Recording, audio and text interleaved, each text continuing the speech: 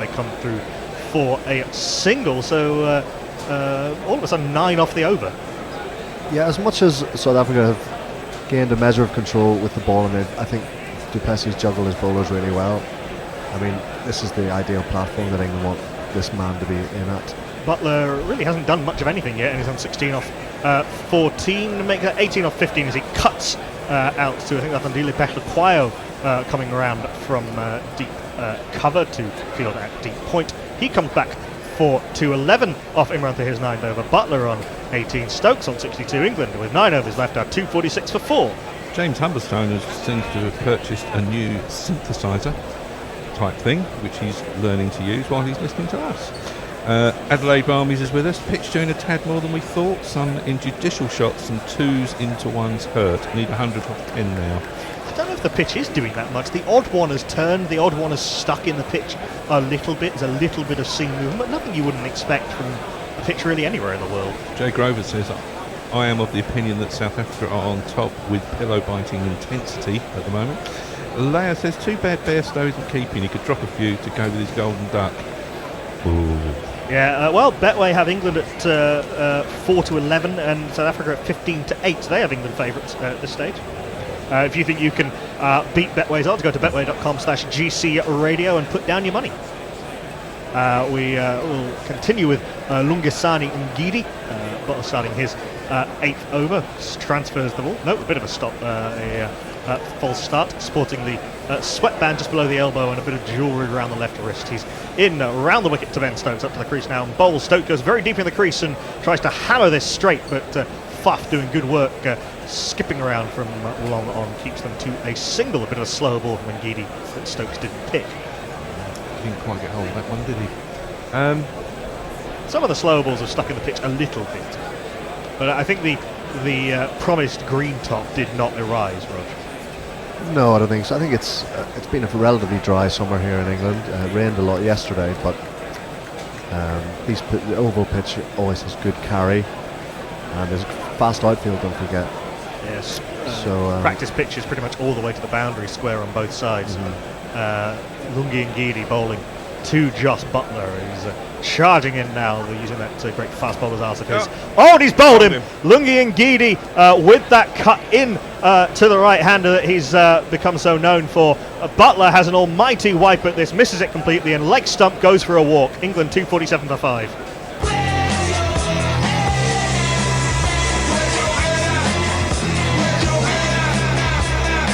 Butler's got fast wrists and all, but that was onto him a little bit too quickly. We're having a look at the front foot, nothing to be alarmed about there. Ngidi with a fair portion of the heel behind the line, but Butler going for a pull shot. He was onto him too quickly, got cramped for room, and Lungi Ngidi forcing Butler to chop on horribly to the top of leg stump. Just Butler gone for 18 off 17 balls. Yeah, just an ugly shot. 16 balls. Ugly shot, really. I mean, it wasn't that short, and it just wasn't a well executed pull. It was an ugly hack. Maybe trying to hit it too hard.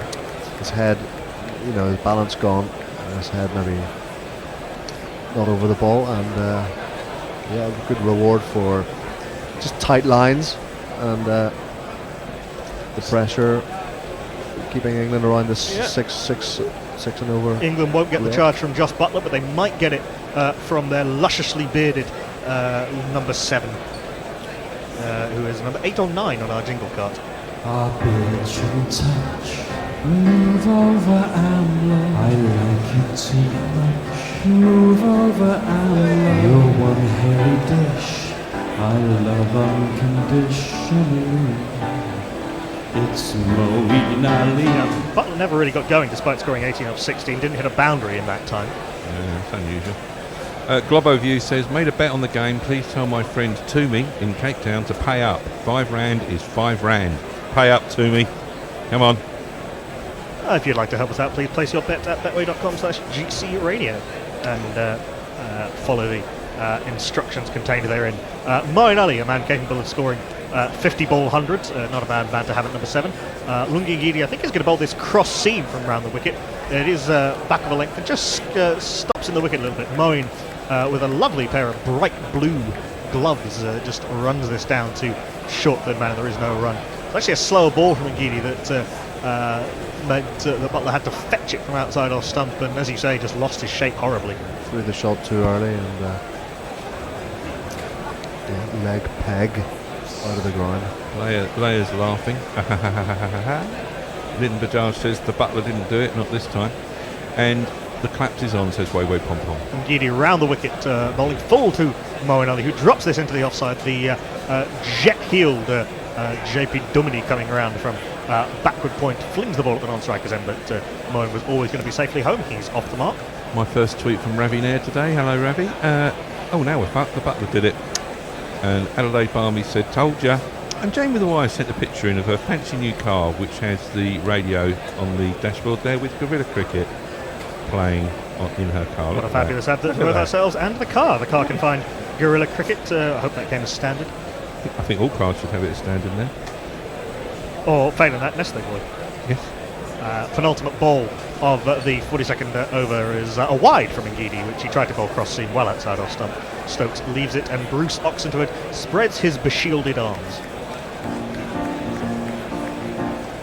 Wide. Winchy, if you found us, my friend from Kingston upon Thames. Give him a wave, everyone. He was with me last night at John, the Lexington. A man after Mog's own heart, I think, with his musical tastes. Ngidi turns at the top of his run. Ben Stokes facing up on 63 off 59. Awaits battle loft outside off stump. Another cross seamer from Ngidi out of the Liam Plunkett school. This one does skid on to Ben Stokes. He rides the bounce well though and runs it down to Imran Tahir at short third man. There's always a single to Imran Tahir pretty much anywhere in the field they come through for said single. England 250 for 5. They're 250 up with one ball left for the 42nd over. Do you think they've sent Moeen out there with the hurry on? I think Moeen's always going to be pretty fluent.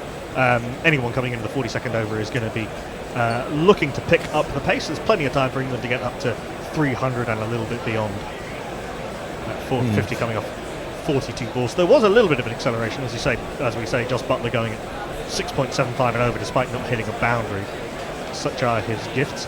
Got a man at short third man, 2 men back on the leg side. So we've got third man coming up now. So we've got short fine leg, short third man, backward point, deep backward point, short extra cover, mid off, mid on, deep square leg, and deep mid wicket. And Ngidi bowls outside off stump. Another slower ball which Moeen just guides JP Duminy at backward point. There is no run. 42 overs gone. England 250 for 5. Yeah, that's the field that sort of foreshadows the slower ball, doesn't it? When you've got both of the men behind square up on the one, and you've got your catchers on the leg side, you can almost assume that, Yeah. If you see that all over, you can imagine that 3 or 4 balls would be slower ones. It's not going to be full and in the hitting arc, is it?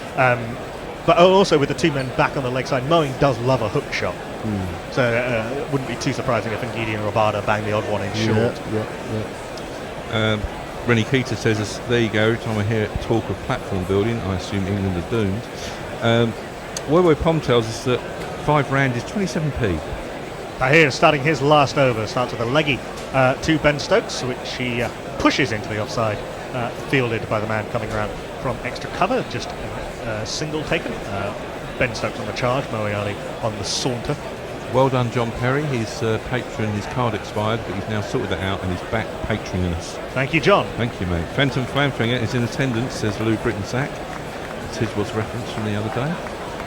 Tahir tosses this up outside off stump. Moeen goes on the back foot and plays pleasantly, but with no real power or timing into the leg side. They come through for a single. Dwayne Pretorius coming round from just behind square to field. And the man who owes the 27p, Toomey Wallace, is with us, and it's only because he bet because we told him to. Good. Tossed up outside off stump, and Ben Stokes clips this one very nicely into the leg side. They should come through for 2. It was perfectly placed in between those 2 deep boundary riders out there at mid-wicket and mid-on, and the simple 2 was indeed taken. It's not Trot's fault, it's our fault. As Tahir tosses this up, and it ends up as a full toss, which Stokes sort of just pulls out of the shot almost, and ends up just, rather than doing something extravagant to a horrible full toss outside off stump, just blocks it out to deep mid wicket. They come through for the very quickly run 2. There's good throw in over the top of the stumps. Imran Tahir broke the stumps at the non-strikers end, but Moeen was always in pretty comfortably. 6 runs off the over thus far with little to no alarm. Yeah, and Govloview is going to put that £5 on Afghanistan to win the Cricket World Cup. Thank God it's only £27. This is a googly from Imran Tahir. His penultimate ball is outside, is short and outside off stump. Stokes playing with the turn on the back foot out to Tahir Rabada on the cover boundary, come through for a single.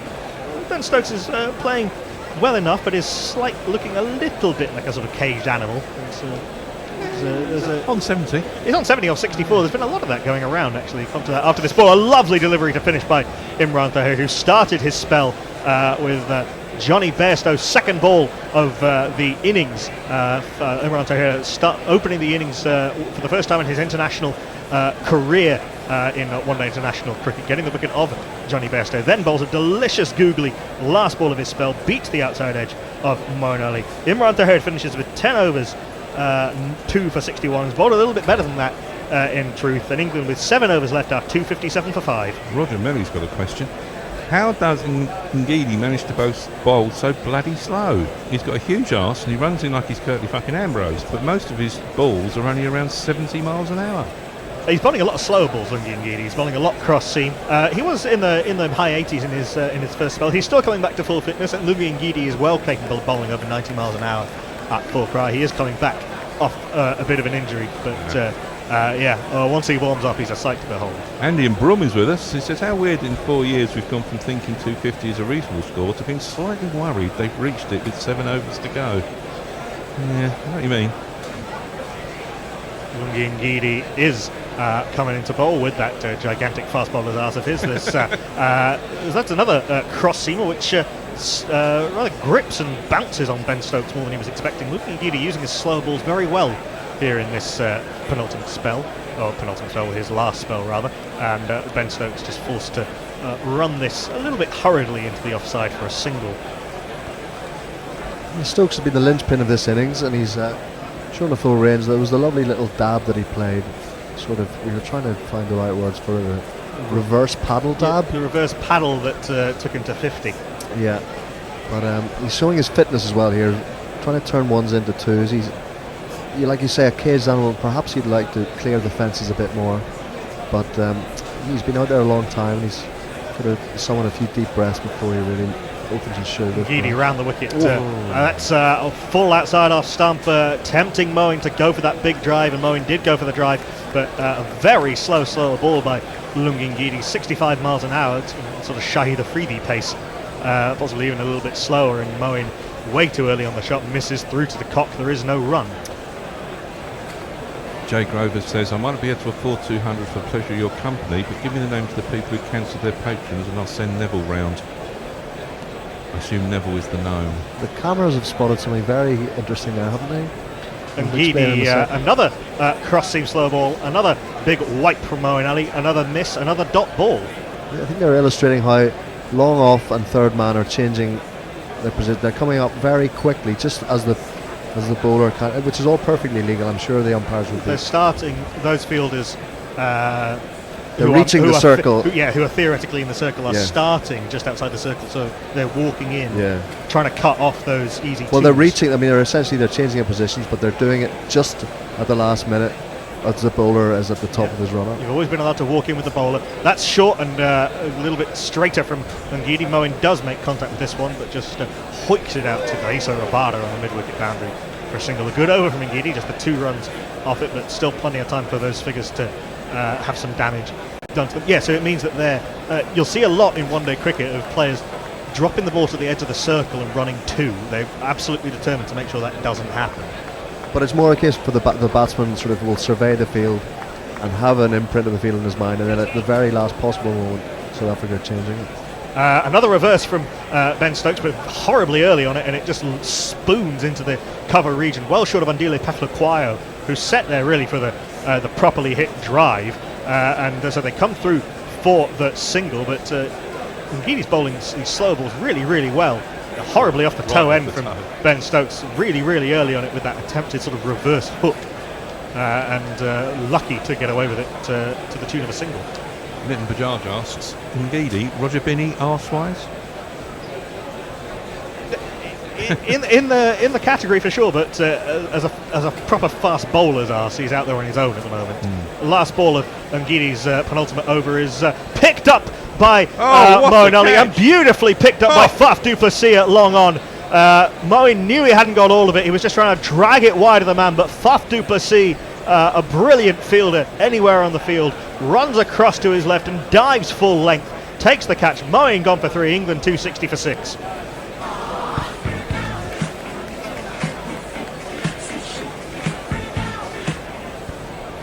Well, we're freaking out about the quality of that catch. To go to his left, but he was doing it palms up, or fingers pointing up. Yeah, reverse cup. Yeah, while his body was horizontal to the ground. Moeen had set himself for another one of these slower balls, deep in the crease. Had picked it, but didn't, like you said, didn't quite get it out of the meat.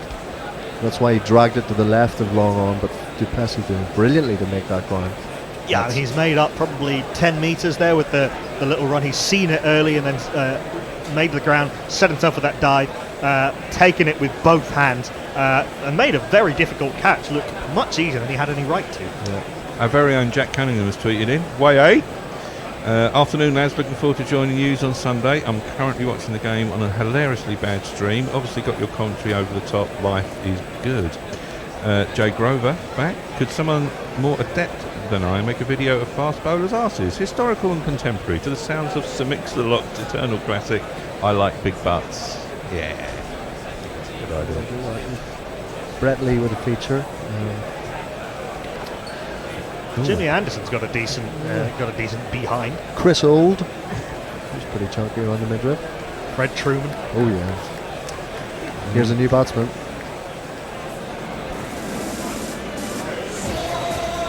He's on Instagram, and he's a Twitter fan. On the Ashes tour, not Ben Stokes, but he'll have to do. We're seeing that catch again, and actually it's an even better catch when you look at it from that angle where you're looking straight down the ground. He's made up 15 yards there to his left with the run and the dive. We've seen one great catch and marker, and that's even better from Faf du Plessis. Change of bowling with Imran Tahir bowling out his spell. It is the chunky bowler of a variety of slower balls coming on to bowl the 45th over.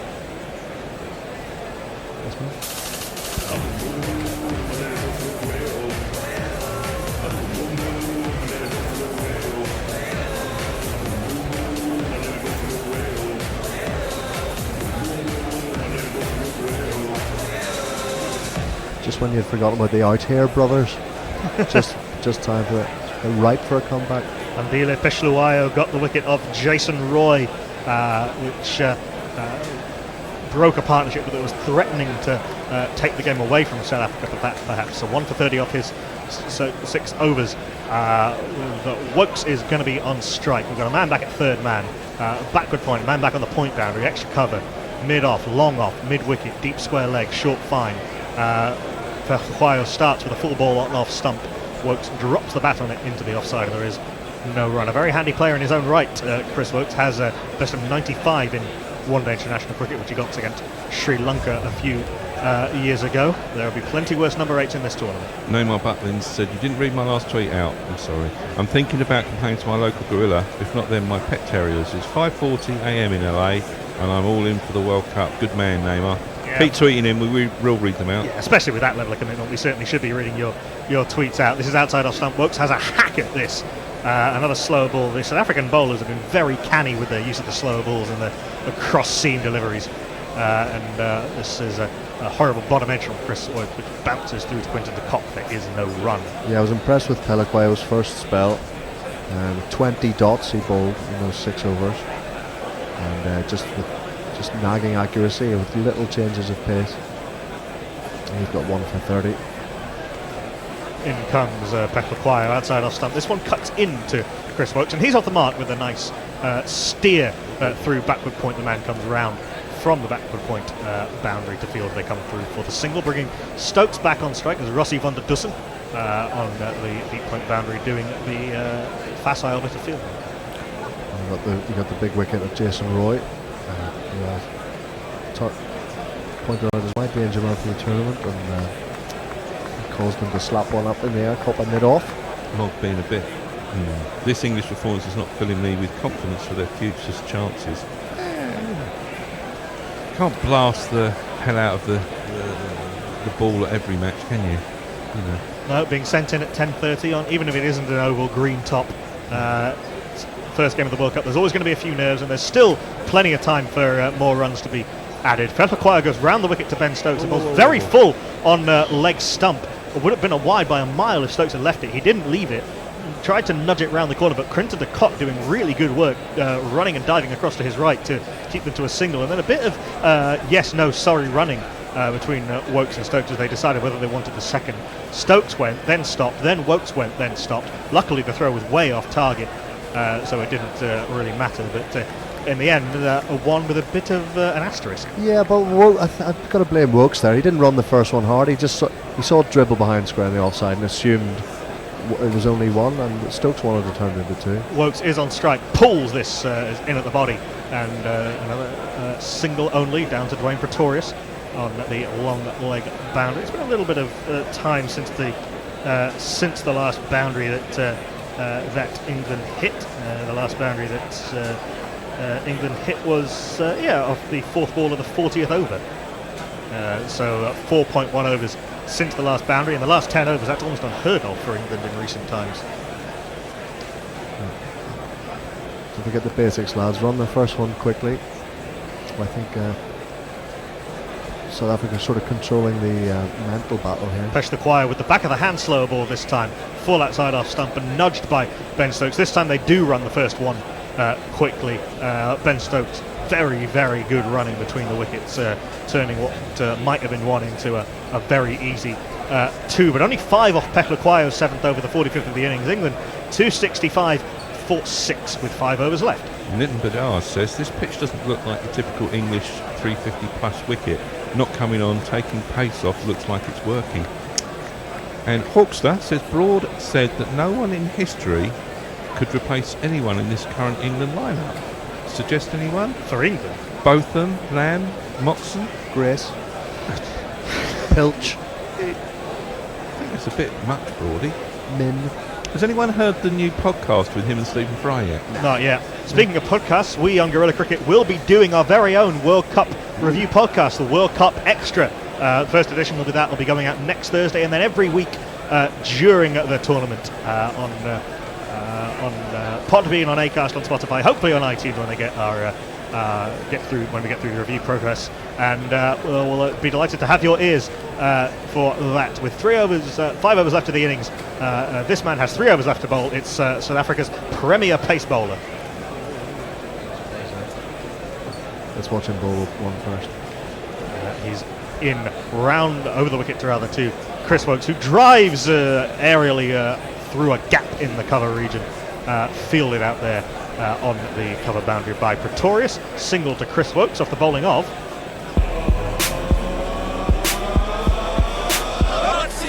He's a high roller, rock and roller, scariest, deadliest, killingest bowler. He can sink your oats like the Spanish Armada. No one faster, no one harder. What's his name?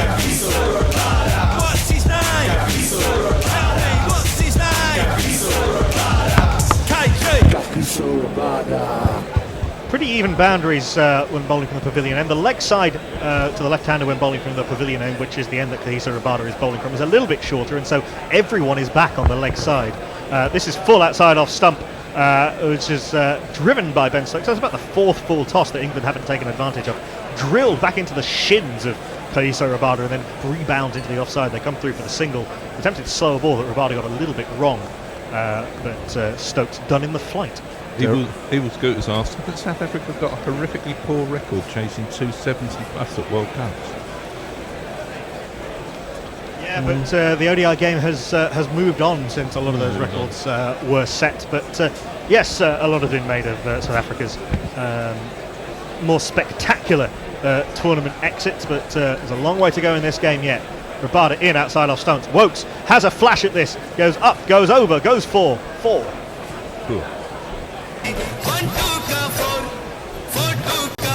My name is Lakan. Good placement by Wokes. Welcome back to Guerrilla Cricket's coverage of the 2019 Men's Ashes. You join us just after lunch on day 4 of the second test. Australia lead the series 1-0, of course, after their win at Edgbaston.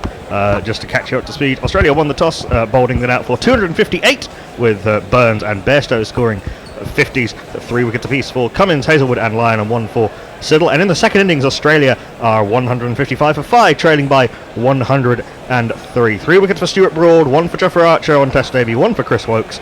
But England cannot find a way past the inevitable, the indefatigable, the irremovable Stephen Peter Devereux-Smith. He is 53 not out of 122 balls. He's blunted every single weapon that England have had to throw at him so far. What can England do in this second session? He is joined by the Australian captain and wicketkeeper Tim Payne, who's 21 not out. Matthew Wade made 6 of 45 before being dismissed by Rory Burns. Good low catch off the bowling of Stuart Broad, off a very good delivery in truth. But dogged resistance from Wade along with Smith, which means that Australia, I think, can be said, won that first session of day 4 and look to be, although we're not there yet, taking the chance of a series levelling victory out of England's hands. England will need to, as they did in the, to do a lot better than they did in the first session. They will need to sum up the conditions much better than they did in the first session. I think it took them too long to get into the game, and in terms of actually putting pressure on Australia. I'm Knuckle M. Pandey on Ball by Ball, taking you through the first half an hour or so. I'm joined to my right for the first time today by Steve Jones. Good afternoon, everyone. He'll be playing your jingles, and to my left, Nigel the Bear Walker, reading your tweets and your Facebook live messages and your YouTube messages. Yeah, good afternoon. How do we get Smith out then? The question, the $1 million question. Well, I think I know I go bang on about this, but I mean, you've got to dry up his runs and force him to do something else. I mean, I was getting apoplectic. Everyone knows I like a mid-wicket, but I mean, if you're going to bowl that 4th stump line and just outside, he gets right across and he always works it into the leg side, and if it's too wide, he can't work it behind square. So there has to be someone in there. I mean, yeah, sure, he's going to miss him a couple of times, but you're going to cut off a fair few runs as well. And what he relies on is rotating the strike, getting himself off. I just get very frustrated with the way that England's field placing was. We saw a graphic that he hadn't scored any runs through mid-on, but that's because there was a mid-on, so he wasn't hitting it there. Well, not only that, they weren't bowling full enough for him to hit through there either. I mean, it's all just short of a length balls, getting up hip height. Yeah, the ball isn't swinging, so they're not pitching it up that much. They're relying on the seam bowlers relying on movement off the pitch, which there has been significantly. I think Broad's bowled very well in this innings at times, but yeah, towards the end of that session, it got a little bit too easy for Smith to get off strike to score those runs through mid-wicket. And even when England were bowling short there to mid-on in placing, you had good luck driving a bouncer through mid-on. Well, they did try that short ball attack. They didn't try it for very long with Jofra Archer. It'll be interesting to see who they start with after lunch. We did see Jack Leach bowl a few tidy overs and get a little hint of turn. Bowling, turning it down the hill. But we'll come to that in a second. But first up, we'll jingle up the Australian batsman. Will we? Number 5.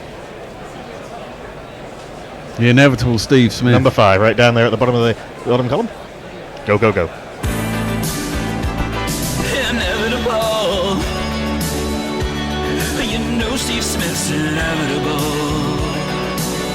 He treats the fielders like they're not really there. He hits the ball in the air across the boundary line. He ain't going nowhere. And the Australian captain is at the other end. Number 11 in our jingle cart. They're at the top of the 3rd column. Quick structure notes on air. He's the test captain and he's Tasmanian. Where all the best folk are from. From Bottle, Bunyan, Tyro, Tim Payne, now runs the whole show.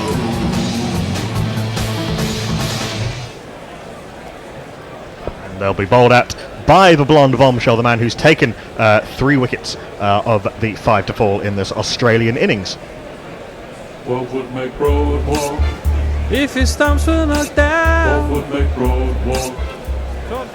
Broad in, right arm over the wicket. It's a full toss outside off stump. Nicely driven by the Australian captain Tim Payne, who is on strike to start the second session, but straight to Ben Stokes at cover. There is no run. A rather gentle loosener from Broad, who's bowling from the nursery end. He has had some success.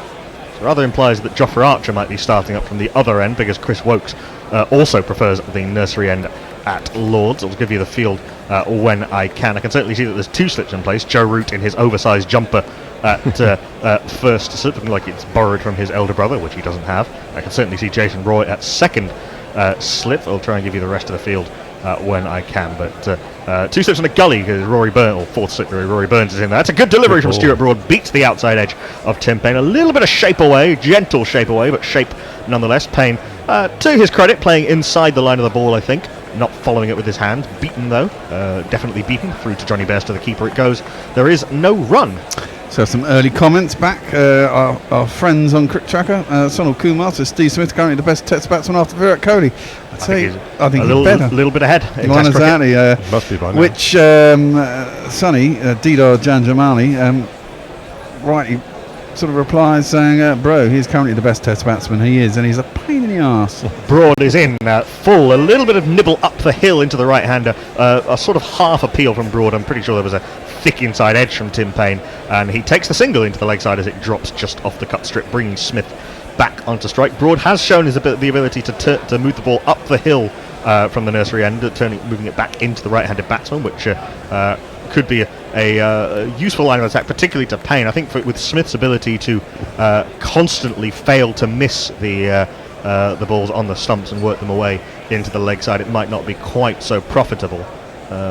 England tried a few different plans to Smith, including bowling about 2 feet outside off stump and then going at his head. What will Broad come up with? Still the 2 slips and the 4th slip, where they will go well outside off stump, and Smith plays the sort of, not the full ninja leave, but the half ninja leave, bringing the bat across and down to his left, but it was a fairly harmless delivery outside off stump. There is no run. Laksa Moraine Tawari says Stevie Legend Smith, a top fan. Atiullah Willazali says Steve Smith best batsman after Virat Kohli. I think you've all got that wrong, but he does have a smiley face next to that one. And yes, a lot of other people saying the same thing. Broad is in. Smith walks across outside of stump and then plays a commanding, authoritative straight drive. Full delivery from Broad. Punch down the ground, and that's almost Smith's first run down the ground of this innings. It goes down to the boundary in front of the media centre for 4. Good God, yeah. Half volley, yes, but you still got to put him away. Smith has a slightly odd driving technique when he drives straight, in that he keeps his feet pretty much together and plays almost off the back foot, but you will note that he plays with the ball firmly under his eyes. He does wait for it. He doesn't chase the ball with his hands. And back on Twitter sphere, Lennox Lear says, Nass says, your life changes the moment you win the Ashes, to which she replies, talking about things he knows nothing about. It's true. Last ball of the first over after lunch is back of a length and nudged by Smith off his knee roll into the mid-wicket region. Fielded at mid-wicket. There is no run. Australia 1 over gone after lunch. 160 for 5. Trail now by just 98. Owen Morgan apparently says hi on YouTube. The Owen Morgan? Well, I don't know if it's the Owen Morgan. Hi, Owen. Ball's not got a lot of carry, has it? A couple of those balls bounced to. Yeah, they did. We've seen a lot of edges that have fallen short of the slip cord, and it's not because they're standing too far back. Yes, Smith and Payne have been playing with soft hands, but there's a little bit of uneven bounce in this pitch. The odd one is taking off, and the man who is coming on from the pavilion end can certainly get the ball to. He's bowled a couple of very long spells, Jofra Archer. He's bowled 21 overs already. Not only handsome, but also a secret agent. That's what I am. 1 for 28. Jofra Archer has bowled well. Has occasionally looked as though he's trying a little bit too hard for the magic ball, getting a little bit too straight and too leg-sided. What will he do to the Australian captain Tim Payne, one wonders? I'm asking him, are you the real Owen Morgan?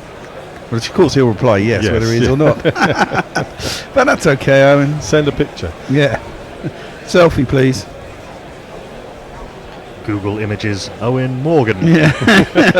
2 slips and a gully, a genuine gully rather than a 4 slip, a backward point mid-off sort of extra cover, mid-on, a short leg in place, Josh Butler under the lid.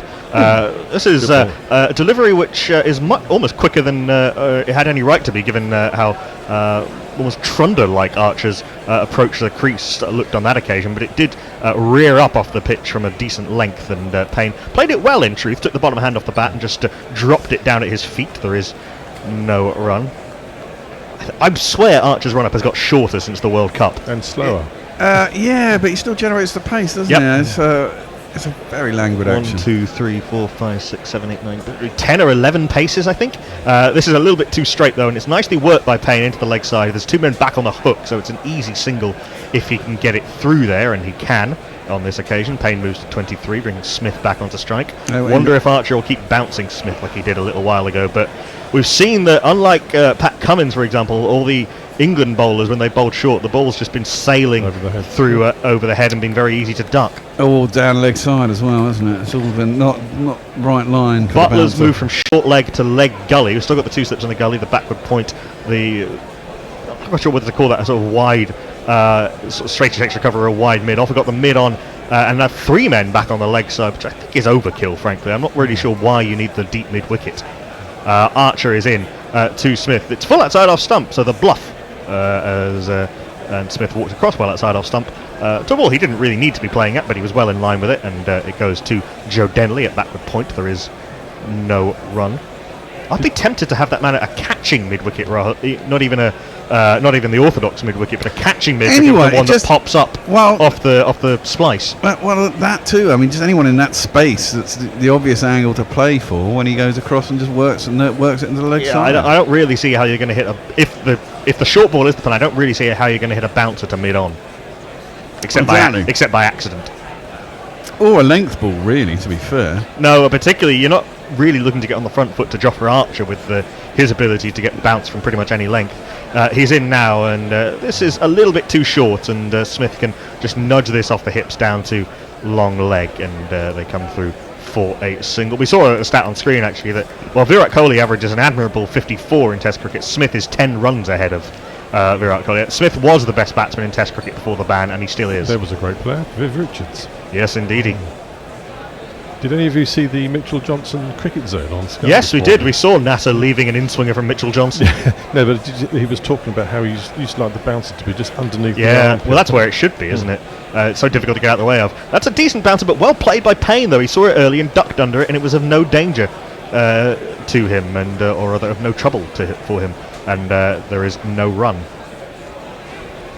This pitch is not probably... I don't think it's as quick as it was on day 2. Lord's pitches have had a tendency to slow down over the years. You'll know this well, Steve, as a Middlesex man, but by the end, often a Lord's pitch can be somewhat pudding-like. Very. We have seen the ball move around a lot at Lord's over the last few years, but that has tended to be more atmospheric. Yes. Short leg it is. A little bit fuller, a little bit of extra bounce from Jofra Archer, took the inside shoulder of the bat, and a sharp catch by Josh Butler, who kept his eye on it and reacted well as it came to him. The end of a dogged innings from the Australian captain. 23 he made off 70 balls. Australia 162 for 6.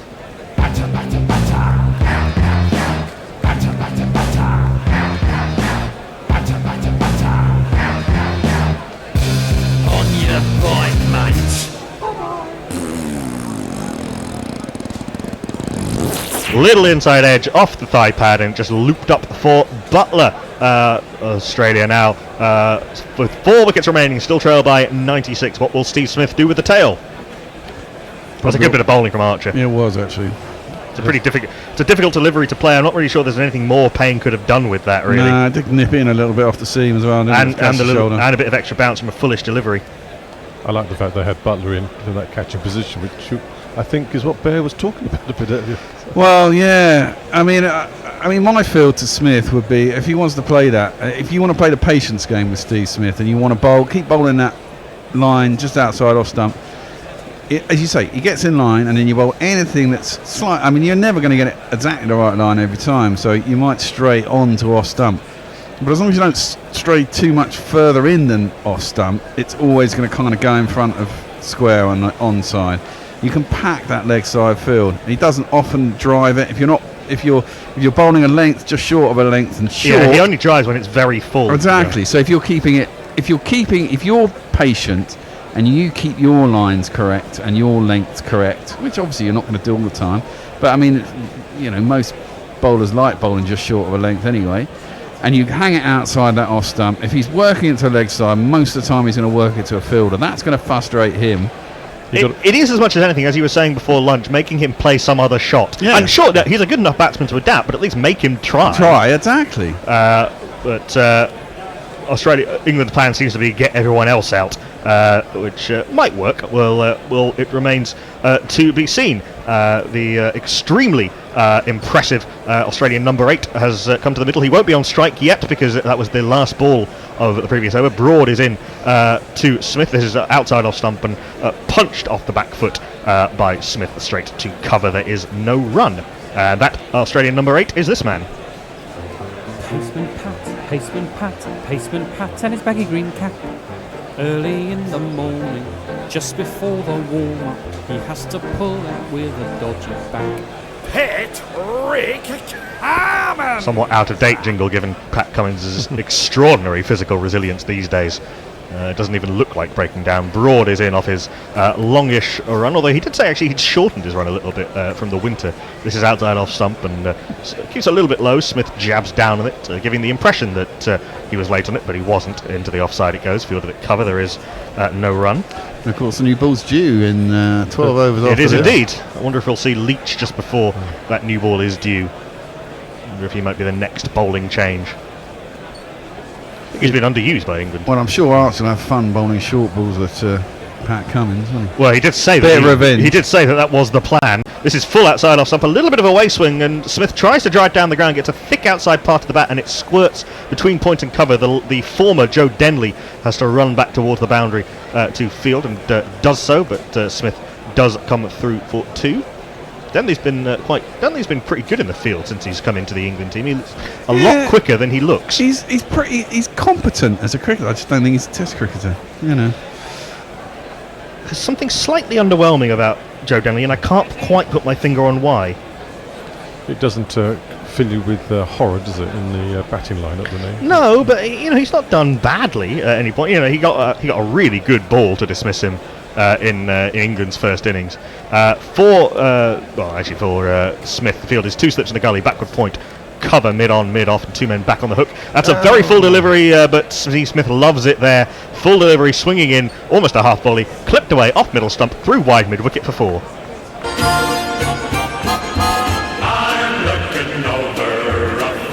It's an excellent delivery to anyone except Steve Smith. It needs to be a bit fuller. Need it Yorker, but I mean it's not easy to get Yorker. People were talking about doing. I think NASA was talking actually before the start of the Test match about maybe going with the leg stump Yorker, a little bit like how Andrew Flintoff and Craig White got Brian Lara out a couple of times because Smith walked a long way across the stumps. And the ball is swinging, but as you say, it needs to be got to have the pace as well, haven't you? Right, we have some tweets. Lennox Lewis says, you're going to take a shower during lunch, but then I remember that the momentous things tend to happen while I'm in the shower. So Smithy gets out in the next 20 minutes. You may all thank me. Go have a shower, Lennox Lear. We will.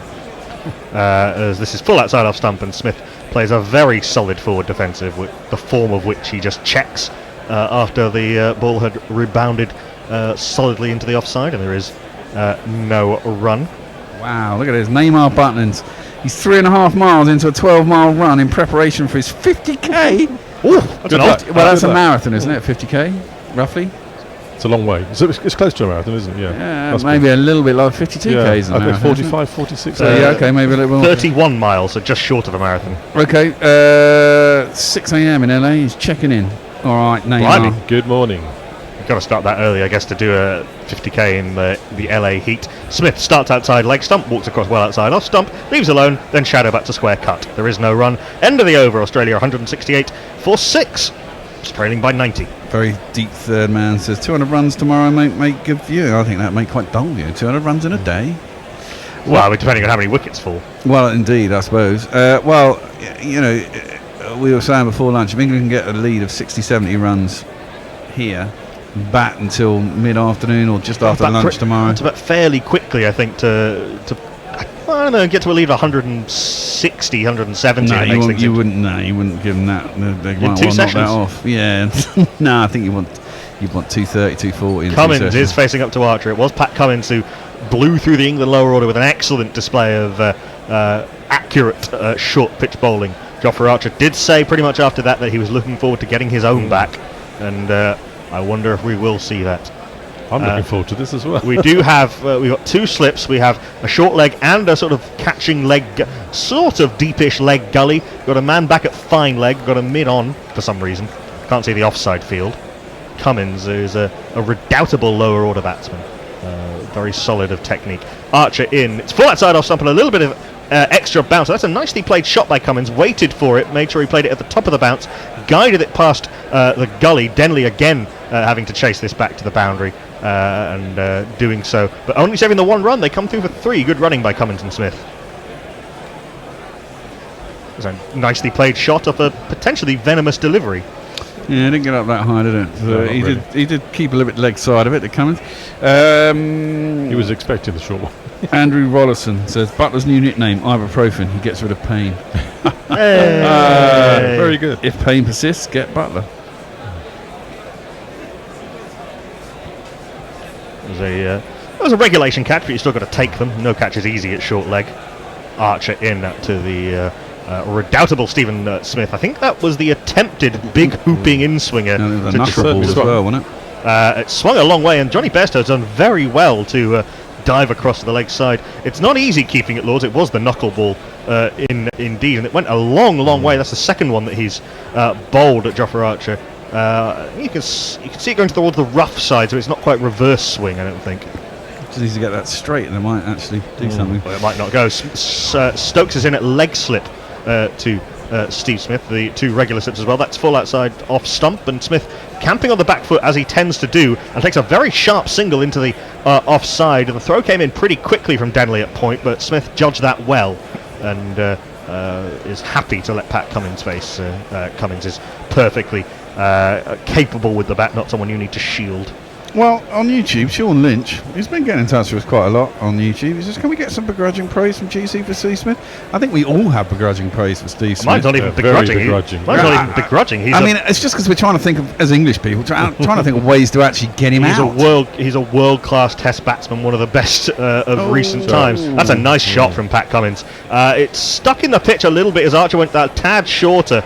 Cummins again on the back foot, staying leg side of the ball, waited for it, played it late, down past second slip, down to the the very fine third man boundary for 4.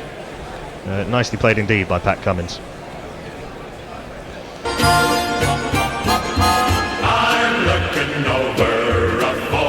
I'm not begrudging at all in my praise for Steve Smith. I think he's a wonderful Test cricketer, and his 2 innings at Edgbaston were in tricky circumstances were superb.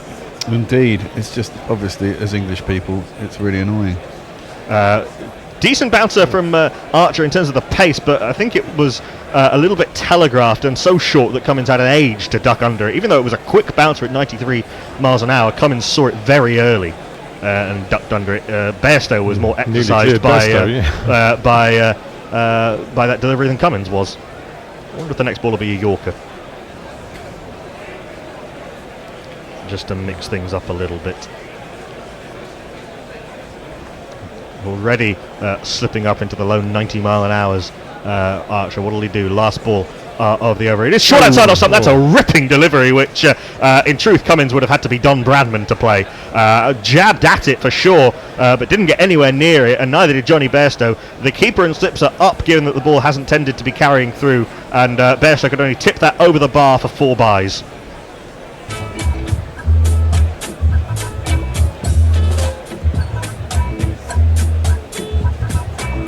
Severe pace, isn't it? Yeah, that's gone from nowhere. That's not a particularly short delivery, and you got to feel a little bit for Johnny Bairstow.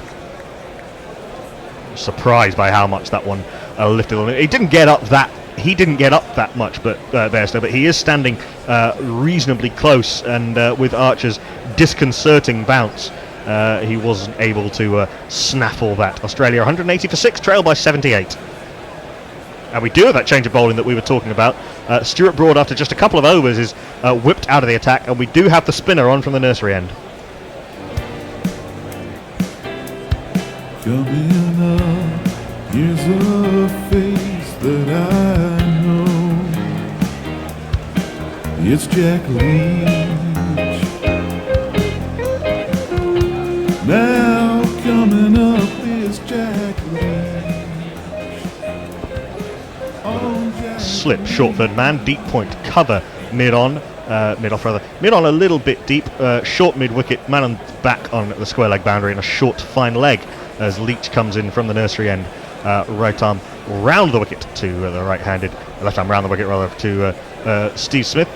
Drifts into the pads of Smith. He tries to whip this between mid-wicket and mid-on, gets a thick inside edge and dribbles to short fine leg. There is no run. I'm pleased to see that it's Ben Stokes in the slips at the slip position for the spinner, because I think he is England's best slip fielder off the spinners, and thus it should be him who's there.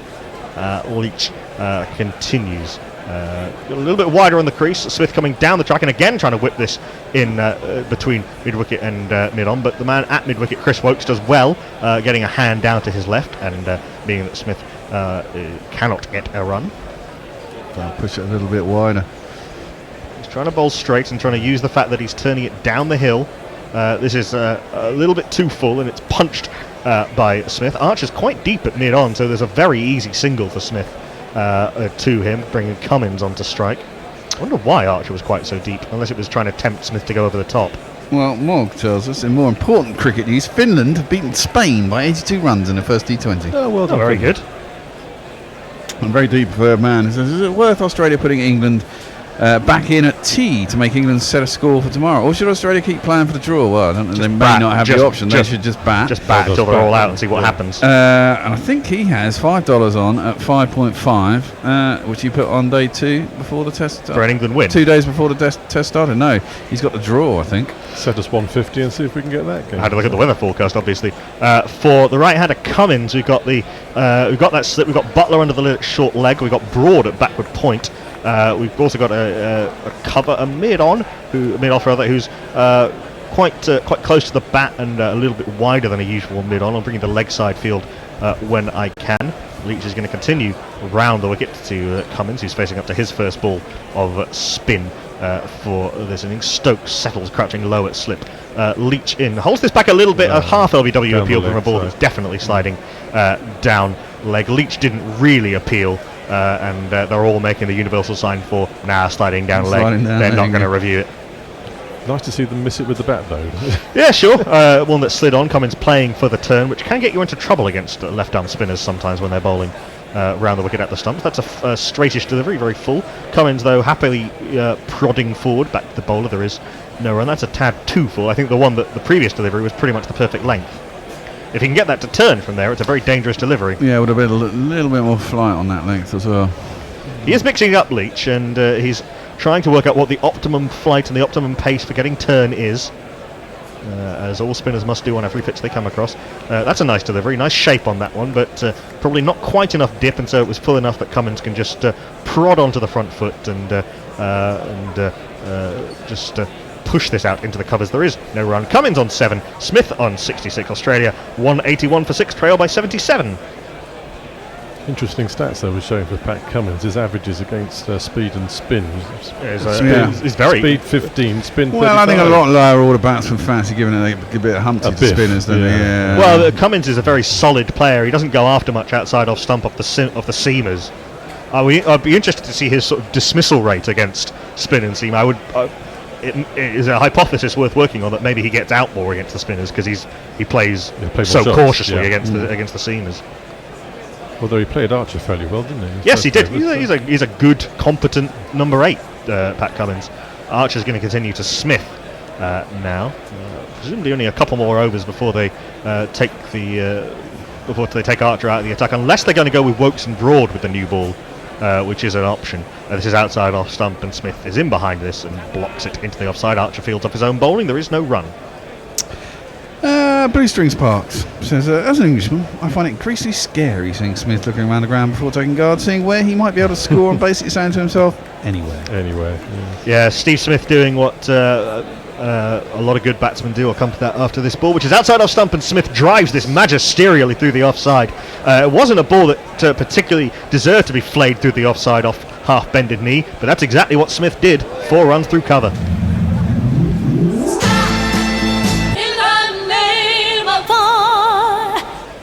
For all of his idiosyncrasies, he can be so authoritative when he plays through the offside, off both front and back foot. Absolutely creamed that. He didn't really get to the pitch, though, did he? He's kind of leant back and he does that. He leans back and plays it waits for it to come under his eye line and then plays it away. That's a retaliatory bouncer by Jofra Archer. Angry, of course, having been hit for 4. But again, too short and too easy for Smith to duck under. There is no run. very frustrating.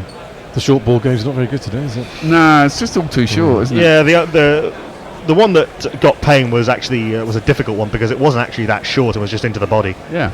And one he had to play, so down the channel. Archer in. That's a similar length delivery to the one that got Payne. It again rose sharply and came into Smith, and it's hit him on the right arm, and he just walks away. Takes a little bit of time out of the game. I think came off the elbow, I think, into his body, which so a double whammy, quite literally, for Steve Smith, who resets himself. He's not going to be bothered by that. I think a fly flew across his path, which may have bothered him a little bit more. He gets into his stance. Flies attack him. Now. Flies attack him. Archer in full outside off stump. Smith plays the ninja leave, bringing the ball from, bring the bat from sort of pointing towards gully down in an arc, so it ends up thumping himself in the pad. 95 miles an hour from Jofra Archer. Really warming to his task. Smith making doubly sure that he does not accidentally get back to ball, and also irritating the opposition in the process. And if you can do that, why not? Archer in with his lovely rhythmical run up. A wasted bouncer well outside off stump, and Smith was never going to play that. And again, Johnny Bairstow far more troubled than the batsman, but did well that on that occasion. A good leaping take means that there is no run. Yeah, Mitchell Stark doesn't look very impressed either, does he? Not very impressed that he's not playing. I wager we might see him for Headingley in place of Peter Siddle. Headingley, a pitch that can be quite batsman friendly when the sun's out. You might need that little bit of extra from Mitchell Stark rather than the accuracy and the unerringness of Peter Siddle. Archer in, last ball of the over. That one does hit Smith, but he's not played that well, if that makes any sense, in that he's chosen to get the bat and gloves well out of the line of the ball and allowed it to hit him. But that's a much better short ball from Archer. It meant that Smith couldn't quite just duck under it, and he's hit Smith a couple of times in that over, but Smith is still there. He's on 70. Cummins is on 7. Australia 186 for 6, trail by 72. Full blow on the forearm. That one. Yeah, that's a good bouncer. Yeah, right under the armpit. Yeah, you can't get out of the way of that so easily, can you? But Smith wasn't actually that bothered once he got the bat and gloves out of the way, but that definitely hurt. It did indeed. And he's going to get some ice on that, as you would after being hit flush on an unprotected forearm by a 90-odd mile an hour bouncer. That sweatband isn't going to offer much protection. No. While Smith is being treated, should we have some tweets? There aren't any. People, get in on the tweets for. This is probably a good tactic. Rough him up, get him a bit upset, uncomfortable. Exactly. I mean, I don't think much will kind of drag Steve Smith out of his bubble, but at least it means he has to do something else to try and score runs. He's got to be thinking of different things as well. Well, he's going to be thinking about it, isn't he? If the short ball's painful and he can't get out of the way of it. I mean, he's got hit twice in that over. Yeah, no one likes it, but no, obviously. But it's part of the armoury of a fast bowler. He's about 360 out for 2 so far. Yes, quite. Cases in the series. So. I think he's actually in quite a lot of pain now. I think that's swelled up pretty quickly. It's a big bump, that. Thumped into his forearm. He's wincing in pain as the physio does something to him. I wonder if he might have to take a painkiller here just to keep that one in check. The magic spray to numb it, and then the painkiller which will cut in. And someone's given him an arm guard as well. I actually wonder if putting the arm guard on might cause him more pain. Does he need some Josh Butler? Well, if I was Archer, look at that. That's swollen up sharply under the it's got under the right sweatband. Bone. Well, if I was Archer, I'd just be shoving it in there every ball next over. 5 bouncers and a Yorker. Yeah. to see how long Smith can, how long Smith can resist, if that is indeed line of the attack. One of the physios is saying, Steve, please put the arm guard on, don't be an idiot. Because another bang on that is really going to be... Yeah, well, exactly. It's being taped up. He's taken the sweatband off now, and I think they're going to try and tape up that bit of swelling, maybe put some ice on. I haven't seen the magic spray come out. The reason we're talking you through the reparatory work to Steve Smith is that they're taking a little bit of a break to patch up Steve Smith, and rightly so after that bang on the arm. He's having a heavy surgical tape applied to his left forearm by one of the Australian physios. 2-3 layers of tape. I'm surprised they haven't applied the spray, actually. Yeah, me too. They normally do that pretty much straight away just to numb it. He's in a lot of pain. Yeah, I think the pain is starting to reverberate down the arm towards the wrist. Yeah, it is that. The old nerves will be tingling now. Yeah. Now he's taking the painkiller. It's one of those which has a somewhat slightly delayed effect. The Aussie physio is torturing him by poking the swollen area. Smith will be back up on his feet and out there in short order, one imagines. But yes, a painful blow for certain from Jofra Archer to Steve Smith. It was not quite as short as some of the other deliveries. I think that's almost more, not almost, it is a lot more difficult to play. They've put the arm guard on under the tape, so he's properly armoured up on that left forearm. That might put him out of his comfort zone. He doesn't probably like wearing arm guard. That's probably why he doesn't wear one. Can someone bring me that last beer out of the fridge? We're rather clutching at straws here, aren't we? Yeah, we are. But we've got to clutch at something now. But we have to. Right, what have we got here? ES Blowfield Esquire. Nice name. right. It's got in touch. With the Hello, exception Henry. of Shane Warne, all spinners, whatever year, look like chemistry teachers. I don't think Murley looked like a chemistry teacher. Not my did he? chemistry teachers, I can assure you. Yeah. Jack Leach does look like maybe a geography teacher rather than a chemistry teacher. But yes, he is of the more studious variety, along with the likes of, say, Nathan Lyon or Daniel Vittori. We should have had a change, shouldn't we, 5 minutes ago? Probably. Daniel Vittori looks like a teacher, though. He's very studious looking. Yes, he was, definitely. He's a perpetual grad student. When there's a worried looking One of those people that just keeps supporter. getting back to university and getting more and more degrees. Well, And living with his mother still. that was a long little delay there. Yeah, well, it's quite right that Smith takes time out of the game. He's perfectly within his rights to do so. And Well bowled, Jofra. Yes, very well bowled indeed, Jofra Archer. Hendo was talking about England not sticking with a plan long enough. They appear to have had this plan, particularly with Archer. He's in a lot of pain, Steve Smith. Can't imagine that's particularly comfortable. I think he might want to play from the non-strikers end for a little while. Leach is going to continue after that lengthy delay. Cummins is on strike, slipping a short leg in place. Leach in full outside off stump. A little bit of drift into the pads, and Cummins is well forward and blocks back to the bowler. There is no runner. There's not quite as much dip as Leach would have liked, because Cummins is able to play this quite comfortably off the front foot at the moment.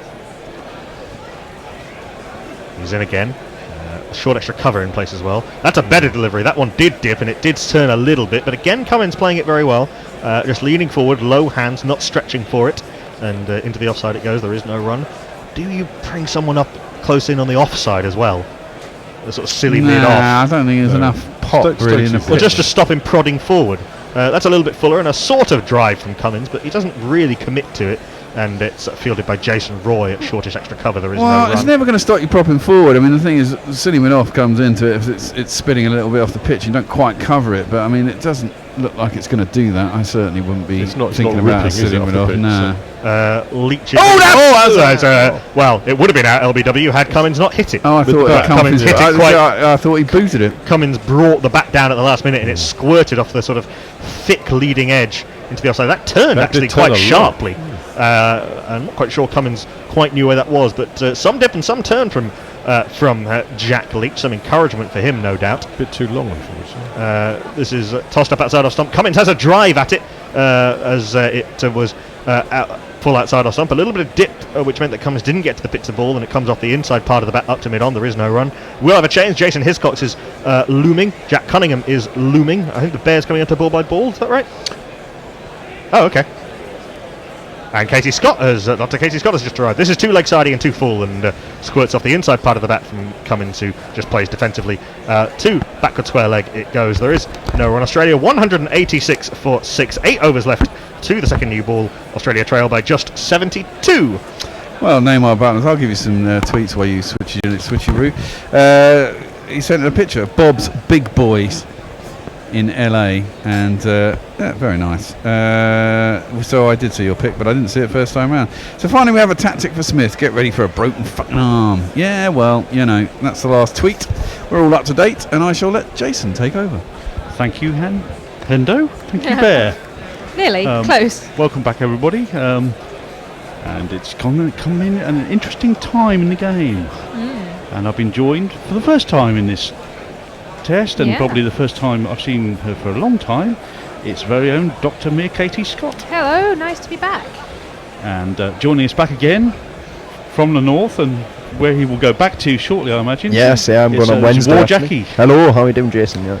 Australia 186 for 6, 72 overs, only 8 overs to the new ball. So the question is, how long will Jofra Archer bowl with the new ball imminent? Well, I mean, keeps bowling like that in the last over. And short. Smith flashes at it with a pull shot, gets a top edge, straight over the keeper, and it's 4 runs. The number of the day. Who could ask for more? The number of the day is 4. As you were saying, Katie, in the green room just now, we know what he's going to get now. Yeah, you don't like it up him. After that nasty short ball that he ducked into in the last over. Folks would have caught that. Quite possibly. If he was 9 foot tall, he certainly would. Well, I mean, I just rate him very highly. Well, we all rate him highly. The question is, can you get him into the side and have all the other keeper batsmen on the side as well? It's a problem, isn't Someone's got to lose out, and at the moment... For me, it'd be Butler, but... His stats are not good this year. He's the best keeper by far, but what else he adds to the game is questionable for this year. He's only averaging 30, 35, I think. So let's see what Archer can do with this delivery. And it's another short ball. Hook goes for the... he goes for the hook again, flaps it down to fine leg, and he's remonstrating with himself as he wanders down to the other end for a single, takes him to 75. I mean, presumably he knew that there wasn't a fielder there, but even so, that is a dangerous shot. It's a dodgy shot, isn't it? I mean, it was nowhere near the boundary. He's not in control of that. I mean, it's a good short ball. It's up at eye level, so he can't keep control over the ball, keep it down necessarily. So it's 2 very good balls by Archer. Yeah, Archer's got him a bit ruffled, I think, definitely. Well, as I say, it takes a while for those painkillers to kick in. Archer, full ball, unlucky, and a no ball as well. I think it was a good surprise ball. It was well up. Over the line! Huh? I'm sorry, Smokey. You were over the line. That's a foul. And Smith was late on it, and he just got his bat down in time. Cummins, wasn't it? Sorry, yes, Cummins. But yeah, it's that was a nice ball. That I think he was expecting it to be short again as well, and good variation. Yeah, nice. Archer. And there's the short ball. And huge appeal from behind the stumps. I can't see how that got anywhere near the batsman. But they heard something? Review it. The clock. Have they heard something? There seems to be clear distance between the ball. No, they're not going for it. They has gone for it. Oh. I heard the bear shouting. That was definitely out. Was that definitely out? I don't know. Have we missed something here? Did it actually just graze it as it went Maybe. past? I mean, it's a massive appeal, isn't it? Yeah, I mean, he did really flap Archer, at it. that's a legal delivery, as we expected. And it's always kind of nice when he's just bowled a no ball. That's well, in that case, it wasn't one. Very true. And let's see it from side on, and No. it's Oh miles my away. God. That's a horrible review. What on earth are they?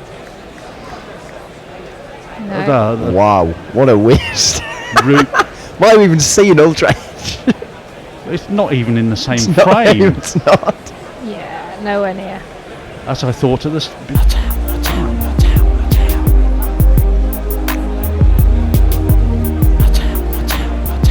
That was just, what? I think Joe Root has forgotten that they don't get reviews back at 80 overs. Exactly what's going on there. That is Because with 73 at third over, he would have had a good chance of getting to that. And Archer, good length, well played by Cummins into the offside, and there's no run. Katie Neymar Butlins says, "Are you a real doctor or a New Orleans musician, like Dr. John or Professor Longhair?" Not that one. I am a real doctor. I maintain that medical people are just taking the name that is actually should be applied to academics. Most of them haven't got PhDs. They really shouldn't be allowed to call themselves doctors. Yes, fair enough. Archer, and short of a length, flinched at slightly by Cummins, off the edge, half guided, half edged down to third man for a single. Takes Cummins to 8 and score to 193 for 6.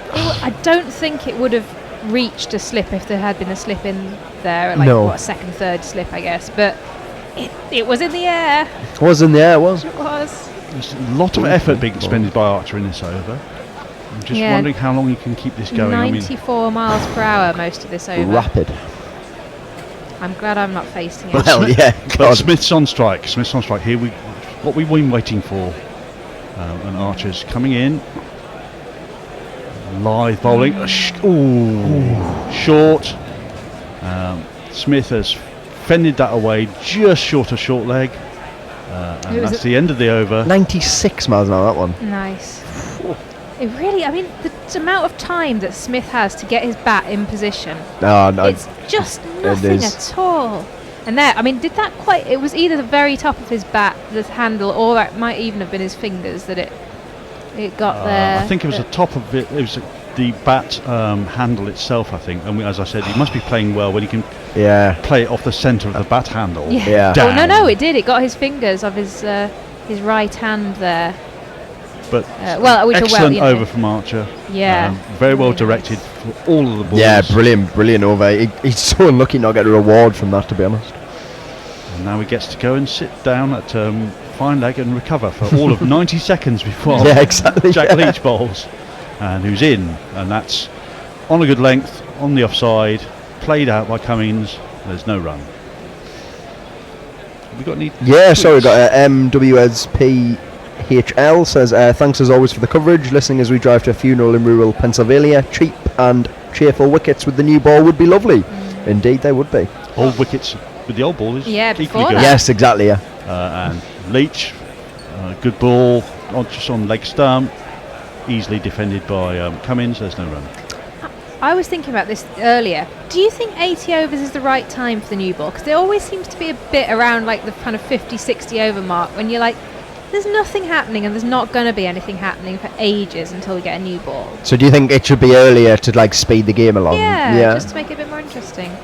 Leach, full, defended, no run. I don't know whether the spinners would disagree with that. I was thinking with the older ball, the spinners will probably come into the game a lot more. If you start taking the ball earlier, then what are the spinners going to do? Are they going to go out of the game completely, apart from the subcontinent? I guess so. Leach bowls, carbon copy almost of the ball before, but he just managed to get it past short leg, who scampers after it, and they scamper a single themselves. Yeah, because then you would really have no need for them. You just put an extra seamer into your team. Yeah, and I guess so. Yeah. Cummins goes on to 9 off 21 balls, and Smith now on strike he's crept up to 75 off 147 balls. We've got 6.2 overs till the new balls. Australia 194 for 6. So 64 for them to get to reach parity. Yep. The first innings. And 4 wickets for England to try and take before that happens. I think Australia would be quite happy with that, actually. Leach in, and that's a good ball on a good length, and it's well played, defended, and yet again it's no run. He's going into the century, isn't he? Seems inevitable. Sort of inevitable, isn't it? Seems inevitable, doesn't it? It's like his jingle. There's not really any point in fighting it. Just accept it. It's going to happen in every single. Maybe we should just say, look, okay, Steve, when you come in, let's say you've got 100 straight away. We're just not going to bother bowling those overs. You go straight to 100, and we'll get you out when you're at 40. Oh, right, yeah, fair enough. Yeah. Leach, and that's flighted and driven straight back at Leach. Leach picks it up smartly, looks as though he's going to throw to the stumps, doesn't, That's the end of the over. Australia on 194 for 6. So apparently Joe Wilson said, "That's missed everything. Can I get an ultra edge, please?" He just likes the ultra edge. They seem to be somewhat more risk averse, these umpires now. They don't Well, not to make decisions, therefore let the third umpire take the Let's risk. be honest, Joe Wilson had an interesting first test at Edgbaston. Interesting is a very diplomatic yeah, word. no, I think terrible, yeah, terrible. That's what I'm going to go for. So I can't believe he said that and went, well, that's miss everything. Can I look at the ultra edge though anyway, just, why not? Why not? Archer to resume. 2 for 50 off his 25 overs. He's been very economic, but he's also bowled an awful lot of overs today. Yeah. And that's another short ball. Not quite so well directed as the last over.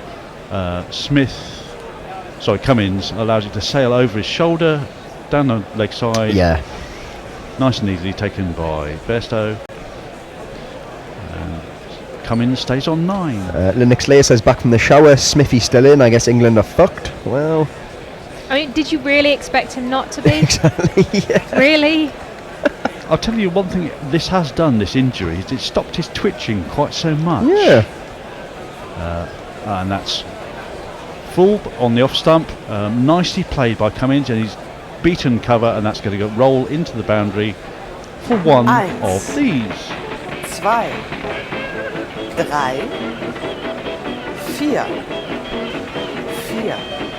4. It's playing quite nicely, Cummins, to be fair. That was the keep me honest length ball, and it's nicely played into the gap and opened the bat very nicely to Cover's left hand. Got it past him, and no chance to get it once it passed him. So what's the comeback going to be? It's a good ball, ball. Right past the edge there. Good length. Cummins, if you're being nice to him, you'd say he withdrew the bat very slightly just at the last minute, but no. So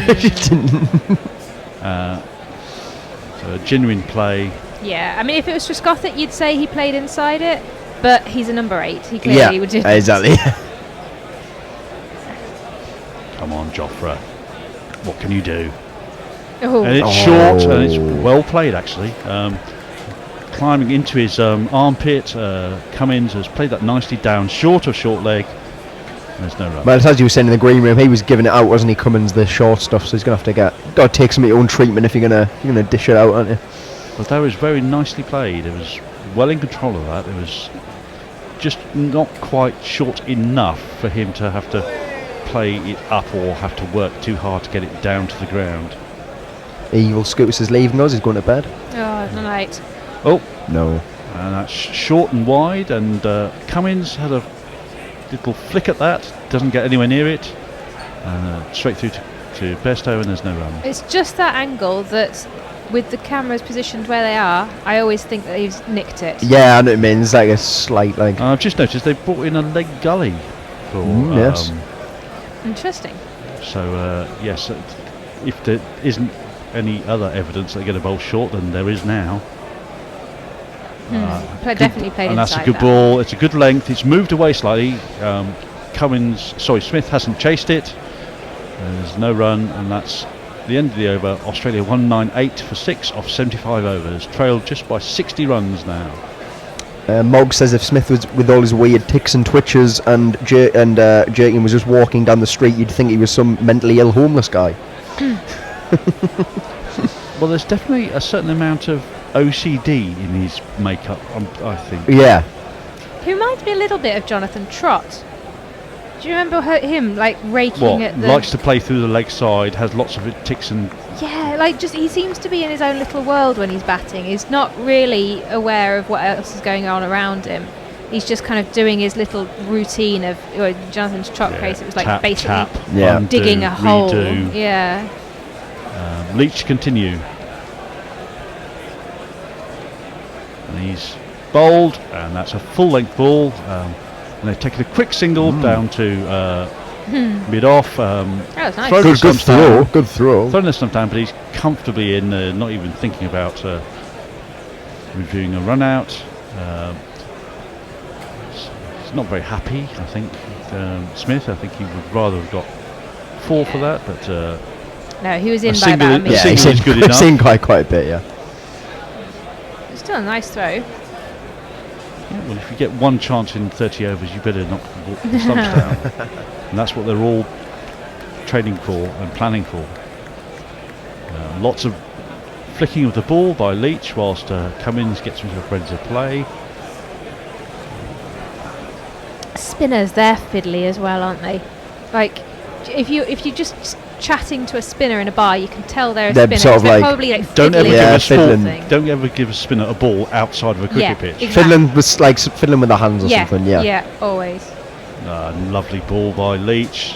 It's on the line, on the length. Cummins plays it very correctly down into the ground, straight back to the bowler. Kind of like you can tell if you're talking to a smoker because they're always sort of Yeah. got something going on with their hand. Yeah. I wonder if that's where Smith gets it from, as initially being a spinner. Leach, virtually carbon copy, just slightly more on the off stump.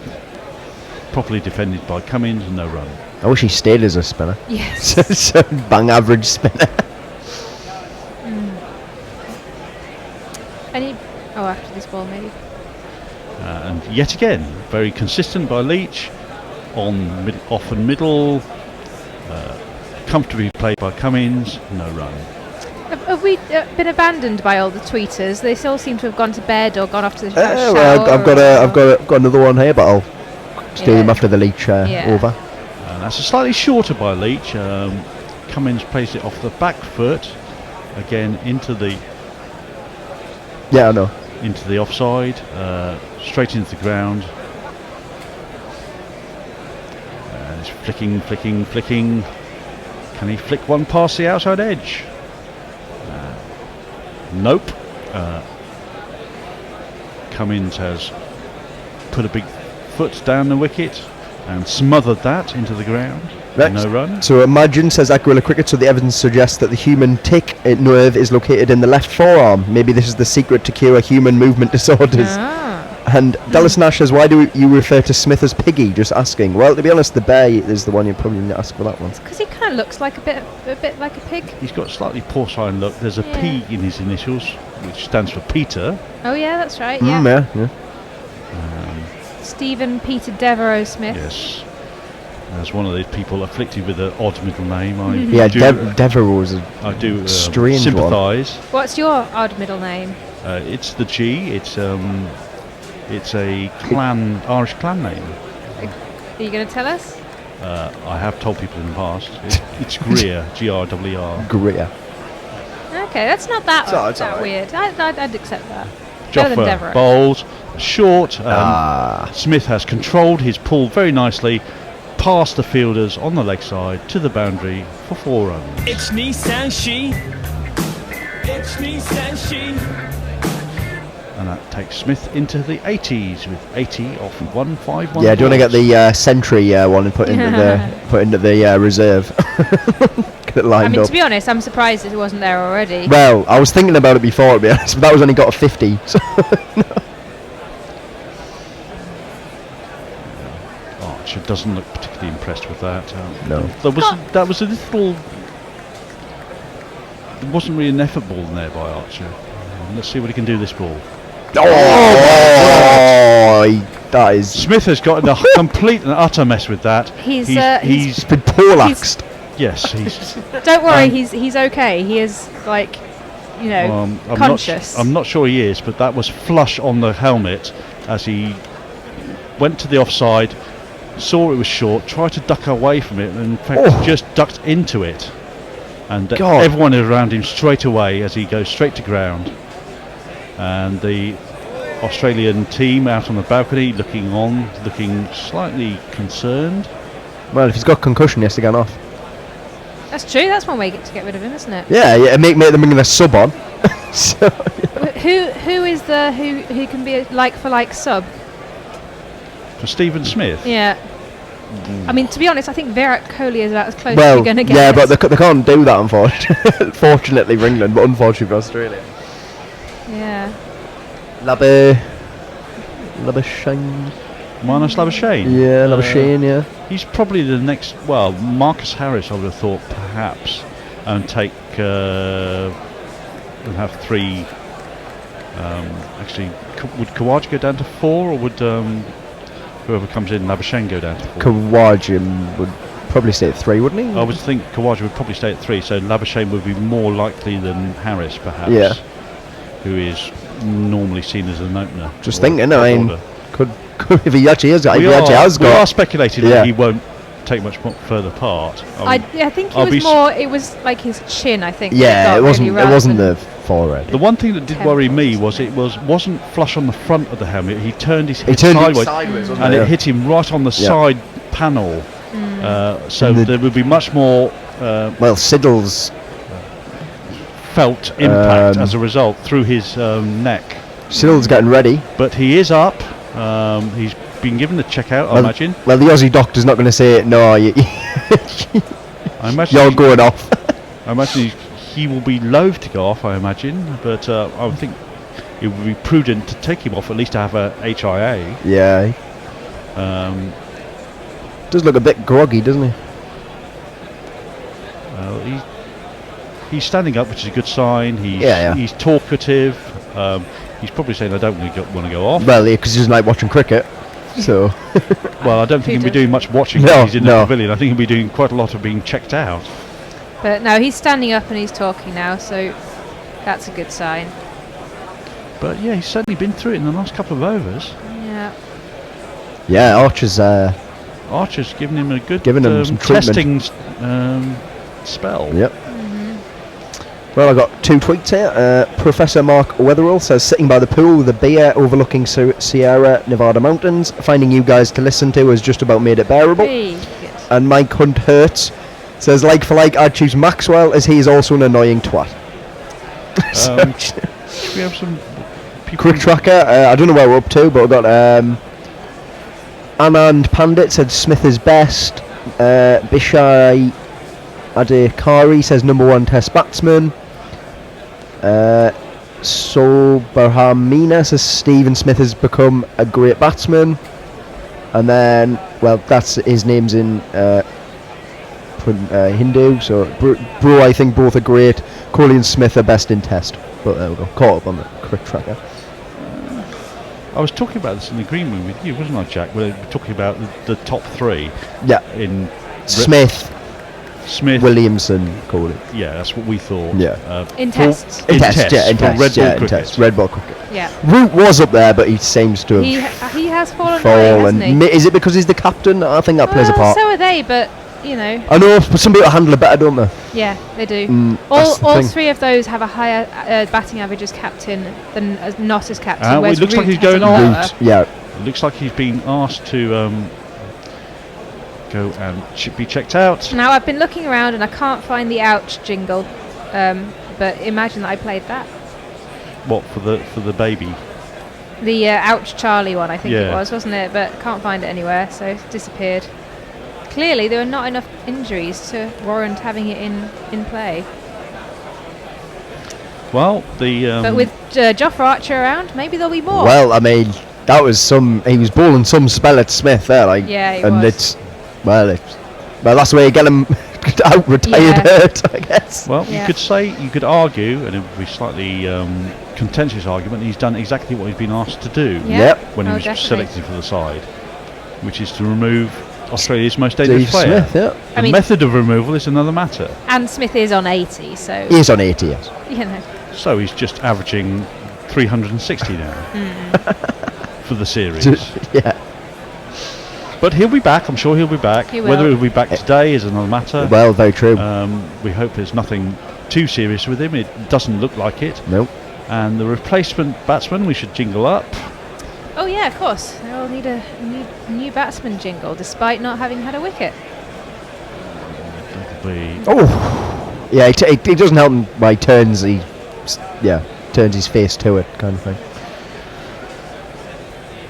But he got a really he got it in between the ear, like just underneath the ear. Oh yeah. Neck, he didn't back get of the neck. He didn't get it on the helmet. No, he didn't. It was just below it on the temple. That is. Oh, so I mean, that's not nice. not, I would say, a concussion. That's not concussion. There, no, it's not. But concussion. that is incredibly painful. But that is incredibly painful. And also, where's the bit that they have around the side and the back Oh no, that's above that. Yeah. Yeah, that was like actually on his neck, really. Yeah. There. Because we didn't see anything like that. Because normally they're designed to fly off on impact to absorb some of the energy.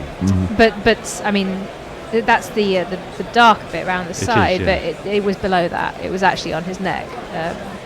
Anyway, this is the new batsman. Well, I don't know quite what I should do. I'm at the Aussie team barbecue. I found myself something to eat, but I don't think it contains any meat. Bangers to the left of me, burgers to the right, but I'm eating Peter Siddle's tofu. Yes, it's the very known vegan Peter Siddle. Indeed. You think going to keep the same tactic to him? Otherwise known as Banana Man. Banana Man he is, Banana yes. Man. Banana Man, yeah. So, the world's most Aussie superhero. Okay, you're going to tell me I'm mental, but I think Jofra Archer is rocking a bit of the Poldark look at the moment with the hair, the way he's got his hair at the moment. I can imagine him topless scything a field. What, in a Jamaican plantation? Yeah, I don't think we'd need to necessarily go there, but yeah. Archer in. Oh, and it's a good ball on a full length. It's well played by Siddle. He's just worked that past him to mid-off, and he's trotted through for a single. So he gets off the mark straight away. Australia 204 for 6 and 1 back in the hutch injured. Indeed, yes. Could be a massive turning point in the game, to be fair. Yeah, but probably he'll just come back out in 10 overs and he'll be absolutely fine. Yeah. So. Well, hopefully we can get them all out. Yes, yeah, that's true. We can get them all out before we can get back in. Yeah. We'll see. We will see. Can they get past the parity score? Archer in, and that's moved down the hill very slightly. Wrapped him on the pad and bounded away into the offside. There's no run by Cummins, who stays on 13. Cummins' arm guard, like the rest of his kit, looks like proper international test kit, and that looks like it's the thing that's at the bottom of the club kit bag, doesn't it? That everyone's shared for many years.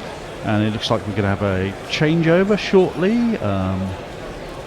The bear is going to come in, and somebody else is going to come in, and I shall be going. I'll just shorter length, and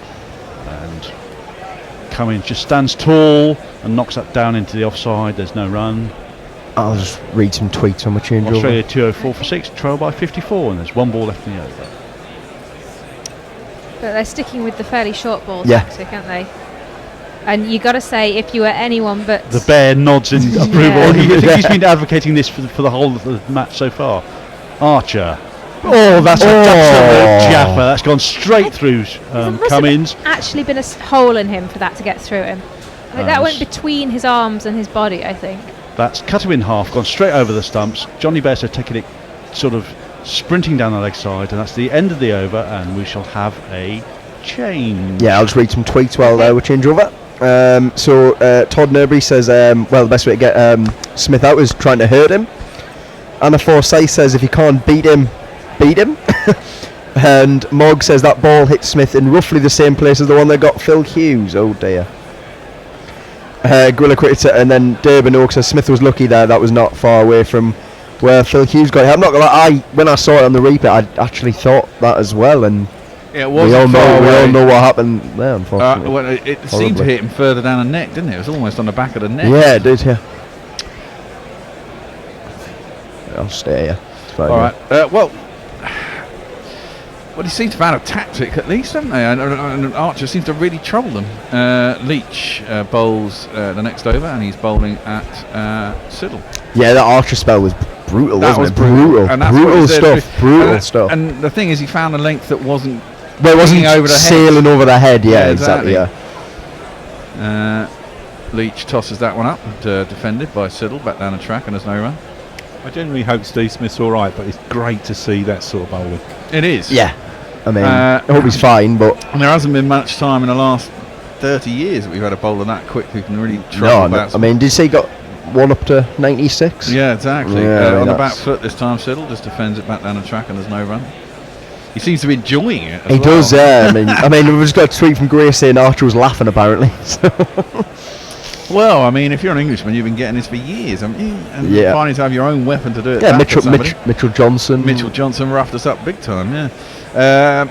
That's defended out to the offside and there's no run. I mean, at 96 miles an hour, you really don't have a lot of time to react. So, I mean, if you talk to the pros, anything above 90, it's all instinct. Yeah. And if you get it wrong, it goes horribly wrong. And, you know, you speak to the old pros, that's squared up Siddle. They go through for a single. There could be a chance of a run out, but the throw was a bit slow as Siddle gets down to the on-strike zone. It seems cloudy in North London. There's blue sky. I saw there was a few greyish clouds, not like nothing to worry about. Lost my train of thought there, but you know, Cummins and was a rough enough up.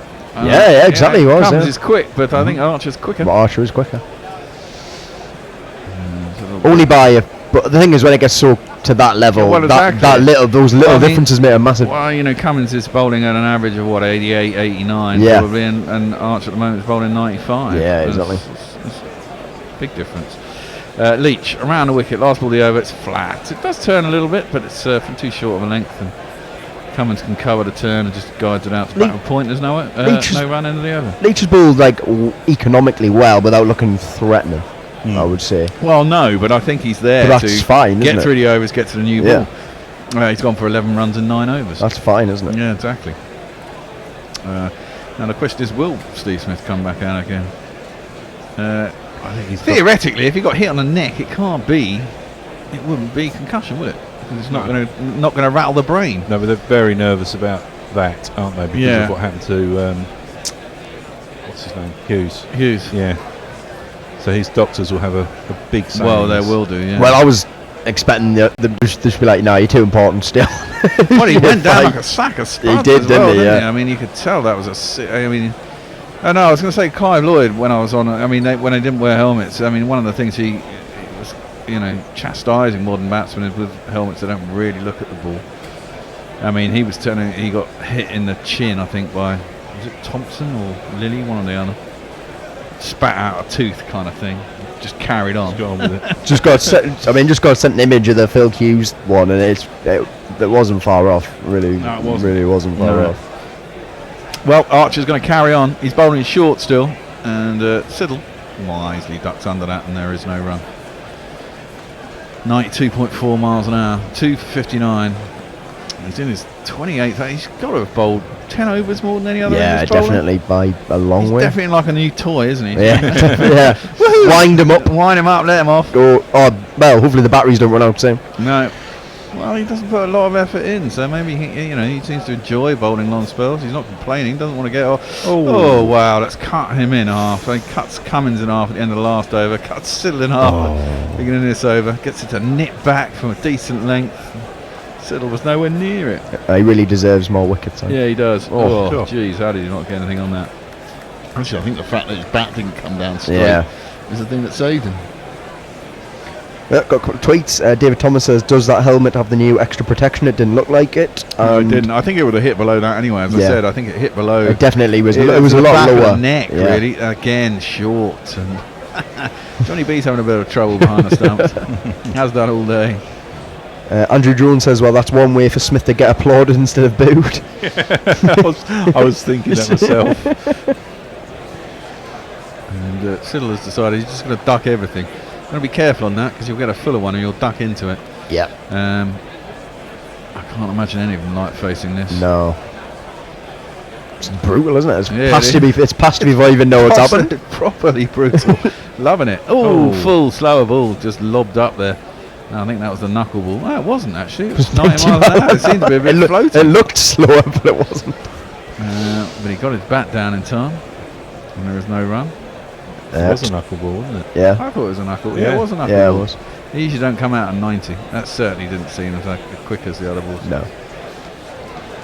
No. Tom got a tweet in. Could this have a similar effect on Smith as taking one through the helmet out on Broad? I don't think so. No, it's not splayed his face all over the place. No, exactly, yeah. Outside the off stump, left alone by Siddle, through as a keeper, no run. And he's not Stuart Broad.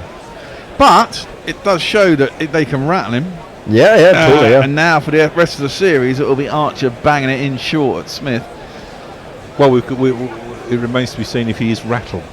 Well, clearly he was rattled. Yeah. I mean, he was hurt. But he was hurt, but I mean, in terms, I mean, he got hit 3 times in the space of about 5 overs. Yeah, that's full. And Archer collects it on his follow through as it's defended back towards him by Siddle. Ends the over. Cummins will face the next ball. Siddle's on 2, Cummins on 13.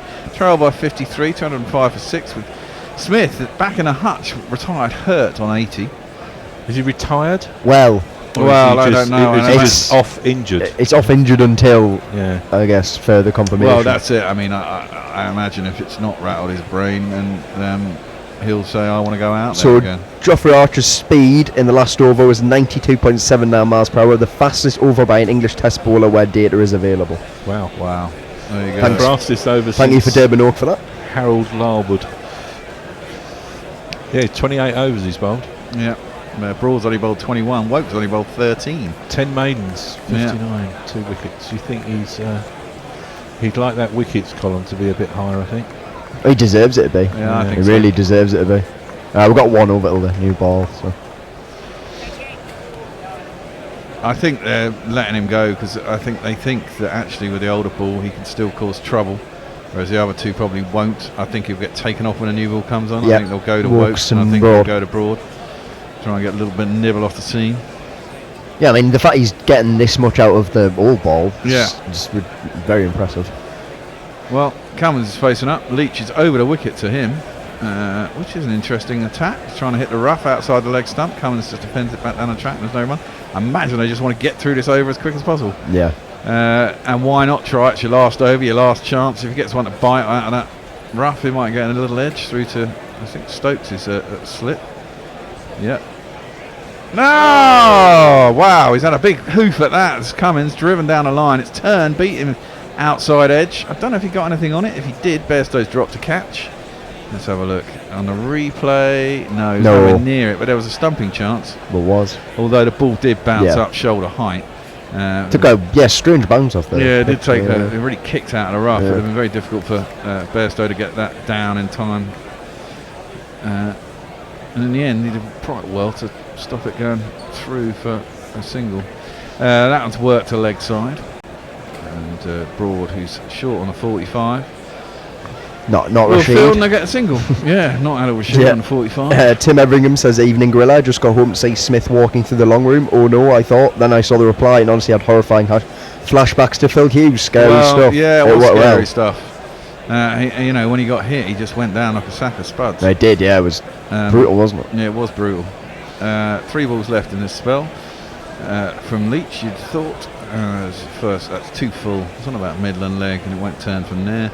Doesn't trouble Siddle, who just gets forward and defends, and there's no run. Durban Oak says Archer's got faster and faster through the day. Maybe he needs long spells to wind himself up. Well, maybe he does, and maybe he's enjoying his work, getting to bowl short. That's pitched well outside leg stump, and Siddle actually goes across and plays it. No really need to play that. You just kick that away, don't you? I maybe think that Archer's kind of maybe relaxed more, maybe. Yeah, as possibly. the day has gone on, sort of just not really thinking about the occasion too much, and just thinking about his bowling. Possibly. Getting on with it. Well, he's now got a couple of test wickets under his. Yeah, exactly. Pressure's off. He's got that X factor, hasn't he? That is. Which you really want. Which you really need, Leach around the wicket for the last ball of the over. It's fired in at leg stump. That's a shit ball, really, actually. Too short, 2 down leg side, and it's clipped by Siddle down towards fine leg. It's going to be 4 runs. It's carried over the boundary by Roy Burns. That's a poor ball to end his spell. Leach, he's bowled pretty tight up until then as well. None for 16 off 10. It's pretty good economy rate, to be fair, in 10 overs. But hey ho. 4. Good God, yeah. Just slid threw it into his stomach. Yeah, he just took it with him. And immediately the new ball comes out. That's the right thing for England to do. They lead by 48. Look at that, still in the packet. Indeed. I might have to go under for the fall of the next wicket. You won't get a lot, will you? Because it's bloody Siddle and Cummins. Let's have a look. Let's see what it's at. Any more tweets there, Jack? Yeah, got Andrew Rollison says 92.79 miles per hour by Archer is 0.489 seconds for the ball to go down the pitch. Jeez, it's not a lot of time to react, is it? And Todd Norbury asks, is he not retired hurt? Well, not yet. We don't know. He's off the pitch. At the moment he's retired hurt. Yeah, but he's not. He could still come back up. He's off injured at the moment. Yeah, he could still come back up. Second new ball's taken. I think they're still straight abroad. No, I don't think. I think Archer is still going to have it. Oh, they're having a chat. Yeah, well, he wants it, doesn't he? He wants it. He wants an over. How many bloody overs he bowled in this spell? He's a lot. He's bowled since after lunch, hasn't he? There were 13 overs to go till the new ball, and he's bowled 6 of them. Well, 6 isn't. Yeah, maybe he can get another 2 out. Well, he's saying, "I feel fine, Skip. Give me the ball." Certainly in the old days, an 8-over spell was never that. Not, it was an average spell. Brody was warming up, but he kept his hat on. And Mr. Archer is still going to. Well, you're pleased to know that the draw is 7-2 on at the moment. Archer in. Oh, filthy delivery. God. First down the leg side, no run. Lucky that he could get across to that. Good wicket keeping from Bairstow. Well, just about, yeah. Just about, yeah. Any tweets there, Jack? Yeah, Roger Melly says, I reckon the fastest English bowler ever was Tyson. We've got footage of him bowling. Yeah. If we know how long the ball took to get from one end to the other, why can't we work out the speed? It's a good question. Good question. But only frames in a film, I suppose. Archer in again. That's down leg side. Waste of a ball. No run. Tim Everingham asks, at Gorilla Cricket, so apart from Smith's fall, what's the vibe of the day been? Only just got home from the 21st where there was no cricket on. Well, I would say the morning was probably a well, they didn't get a lot of runs, did they? I mean, England have kept them down. I mean, they're still 48 runs behind. I mean, they scored we only took 2 wickets today, though. Yeah, we've only taken 2 wickets, but they haven't really got any runs at the same time. And that's fast and defended by Cummins out on the offside, and there's no run. He looks pretty solid. They're still in, that's the thing, isn't it? Yeah. They're still there. Which England probably didn't want, I think. But they trail by 48. I mean, if they can rattle off some wickets here. Well, exactly. Get a little lead. Get them all out before Smith. Got to take advantage of this new ball now. Yeah, I think Roy's got to come out and play a Roy innings. Fuck defending, just try and smash it about. He's shit at that. That's nipped back into Cummins. I think it might hit him in the hip. I think it did. That's the stinger. And especially with a new ball hard. Yeah. And there is no run as we're watching him get pole axed again. Jesus Christ. Jesus, he went down. That is horrible. Right in the neck. It is right in the neck. Well, got to watch the ball. That's an evil bouncer, and Cummins just about gets himself out of the way. God, this can't be pleasant to face. I mean, all the players are laughing, even the 2 Australians. Yeah. Oh, jeez. He just knows how good a ball that is, doesn't he? Yeah. That's what he knows. Good bowling. Good bowlers appreciate good bowlers. Yeah. He managed to swear out the way of that pretty well in the end. Yeah, he did, yeah. Dropped his hand. Don't know how he didn't get anything. No. Just the slightest bit of bat on that. Archer, last ball of his 29th over. He's in, bowls again. That's way down leg side. That's a filthy delivery. Jofra! It's 4 byes. Nothing Bears they could do about that. I give him a break. Yeah, defo. You know, he's bowled 7, 8 overs. It looks like he's striving too hard. Give it to Brody. Give it to Broad, and Wokes will be chomping at the bit to get hold of a new P. Yep. A new P. And you know what? You bowled it in that channel outside the off stump with a bit of nip. They're going to have a go, aren't they? They're going to have a go. They're going to prod it. They're going to have They've got a good prod. chance of getting something out of those 2, I'd have thought. Not out 14 is Cummins. Siddle is not out 6. 214 for 6. Take that 80 out. Fuck me. That'd be 130 for 6, wouldn't they? God, we've got to find a way of. Well, maybe this is it. Maybe this is it. You just bang it in short. Yeah, no, I mean, eventually. Early. Knackle told me an old joke earlier, which I still find funny. Oh, right, yeah. About the Newcastle, they can get a version of the London Eye. Oh, the way It's called the YA.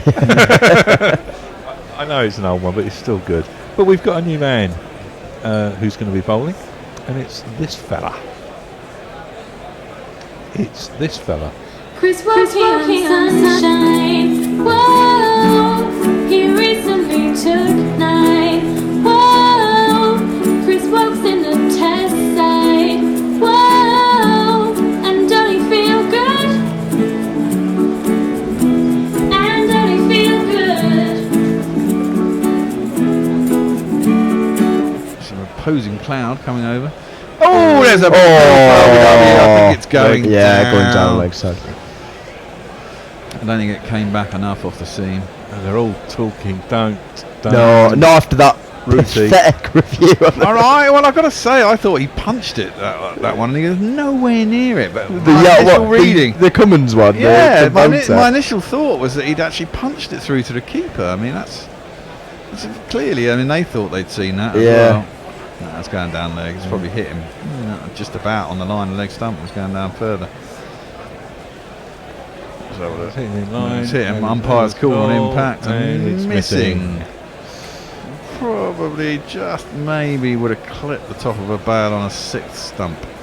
Wokes in. That's too wide of the off stump, and there is no run. You wonder how this affects Wokes, though, doesn't it? You look at Archer and you think, fucking hell, the new boy's doing what he's doing. Well, you just got to do your own thing, haven't you? I mean, he's pretty bloody damn good. Yeah, he is indeed. Can't all be blessed with extraordinary pace. Nope. Well, I'm still in the lead here, effectively. 4 wickets to go through these two.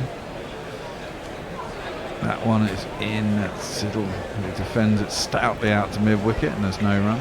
Park says surely Archer's amount of billing causes some distraction while running in. Mind you, suppose it didn't hinder B.A. Baracus' ass-kicking abilities. That is true. It's very true, very true. Fool.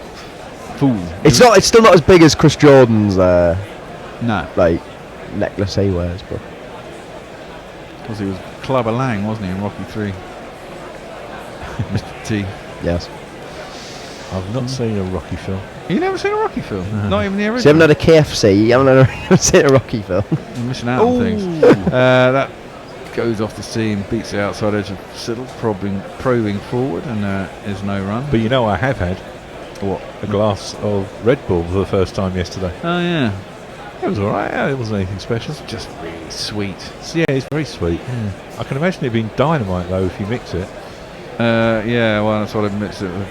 VAT, vodka and Red Bull. Keep you up all night, get you really hammered. Wokes in, down leg side this time, and Siddle can't get anything on it. Smiles, and there is no run. Seems very happy man, Siddle, doesn't he? He does, doesn't he? Yeah. Well, how long's he been in England? How long's he been in England for? Quite a while. Probably. He's been playing the whole season for Essex, hasn't he? Yeah. Probably hoping to get himself back into contention. And it's worked perfectly, isn't it? Worked perfectly. He's averaging about 9 in the county championship. Something stupid like that. Taking a fair few wickets. Very miserly. That's way too wide of the off stump this time by Wokes. It's been a wayward over. Not making use of the new ball here. Not really, unfortunately. I mean, Broad would be probably on. Licking his lips. No, yeah. They must be giving it to Broad now, surely. Indeed, you'd have thought so. I don't think those clouds that we're seeing are going to bring any rain. No, to the they're too high. It might change the overheads enough. We get the ball moving about, stringing in the air. I mean, that's it. It was Quadras' next highest score with 36. Yeah. And Pat Cummins' 4th top score with 14. Not out, admittedly. Got to find a way of getting the pig out. Well, we have. Yeah, Warner hasn't. Well, Broad's had his number all series so far. So. Yeah. Which we hope carries on. Yes. The Aussie balcony seem like they're trying to figure out how to beat Archer. And it is this man who is coming in to bowl.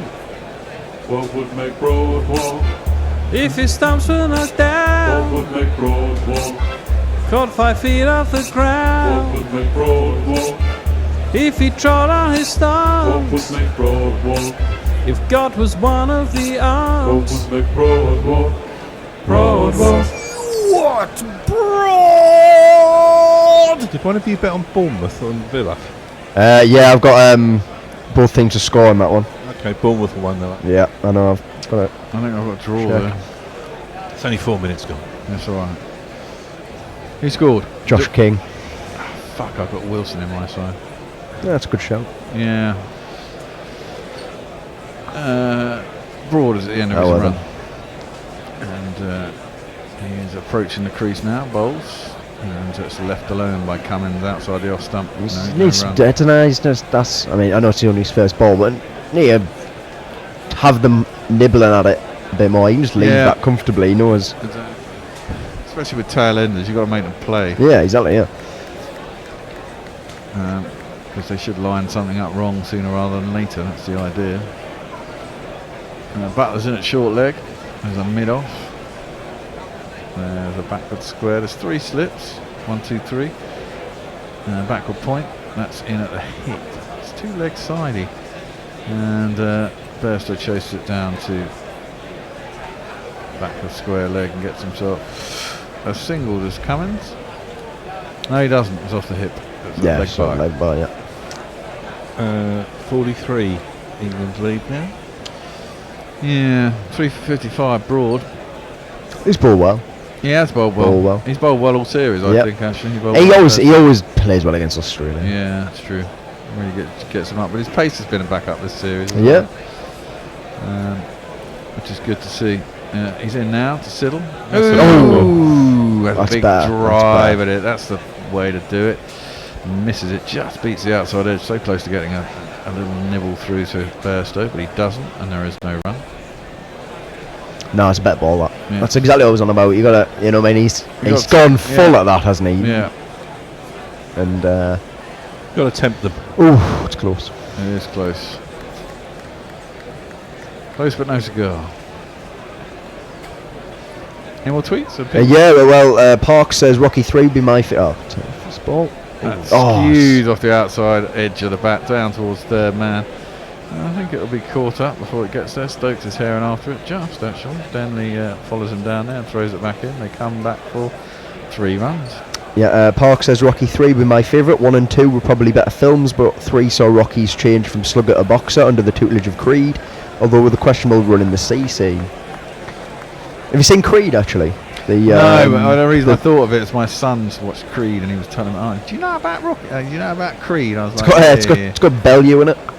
Yes. It's got Bellew in it. Doesn't he play? Who plays Creed? I can't remember his name, but it's a good film. He was the first one. He's a genuine boxer as well. Yeah. Broad is up to the crease. 5th ball of the over. How did that miss anything? I mean, that must have just missed the stumps, just missed the edge. But Cummins remains there on 14. 48 deliveries he's faced. That must have been a Nats chuff away. That is close. It was. Straightened off the seam. Just beating the outside edge. Just missed the stumps. Look at that going from behind. Oh wow! That's a good. That's a good nut.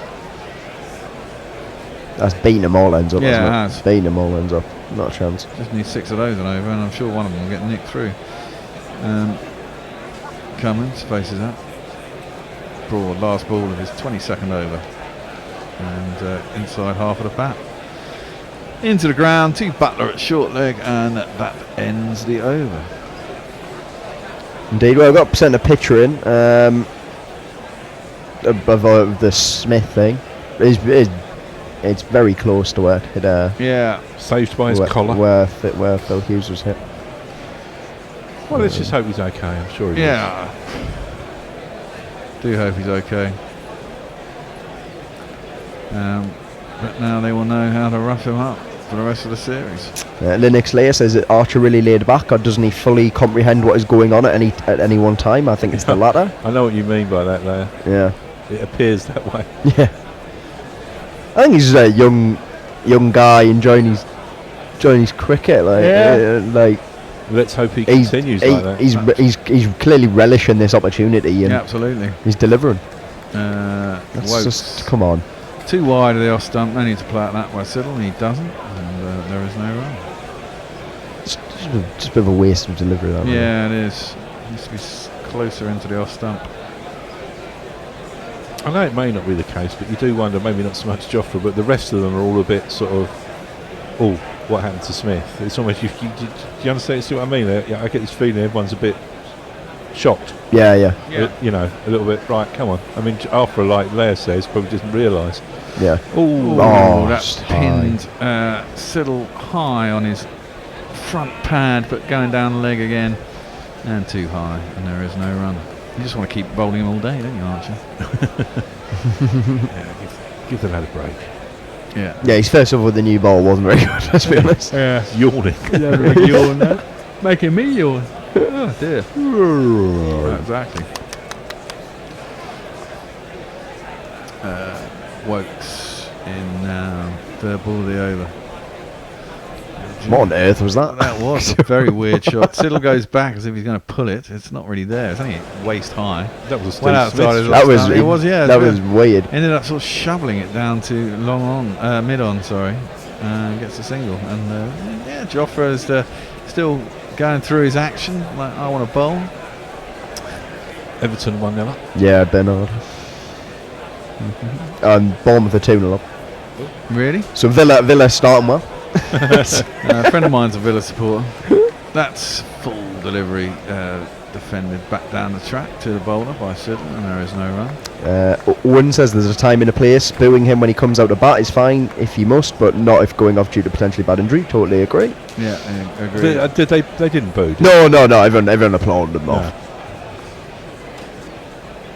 Just talking about, I guess, the fact that obviously he's going to get the stick when he's coming out of bat, but I mean, if he's going off with a bad injury like that.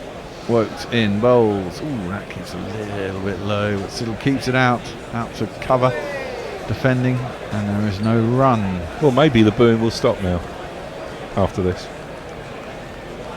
Possibly. Yeah. And Tuffy points out that whilst I agree he's a fine player and I hope the horrible looking incident hasn't caused any serious injury, he's being booed because he's a cheat. He always will be a cheat regardless of how he plays. Booing sends a message to others: don't cheat, you lose all respect. Well, there's a lot of cheats still playing, and you know. Yeah. England have been caught ball tampering. Absolutely. Well. But there's an appeal, but it's probably going down leg side. May have got a bit of inside edge. Root's upset. Why are you wearing a jumper? It can't be that bloody cold. It's definitely not. You're an Englishman. Definitely not. He's a Yorkshireman as well. Never mind an Englishman, he's a Yorkshireman. Well, we're having a switcheroo. What's going on? Yeah, so. Three-man change. Three-man change. So play a little jingle. Marketing. Patreon, bottom. Rihanna. Love that one. Yep. You owe us all right. You think this alternative cricket commentary stuff comes cheap? Well, we need some dollar bills to help pay our bills. So please, go to patreon.com/GorillaCricket and sign up to make a regular monthly donation. You know there is literally nothing like Gorilla Cricket's coverage, so don't be tight. Dip into your virtual pocket and throw some cash our way.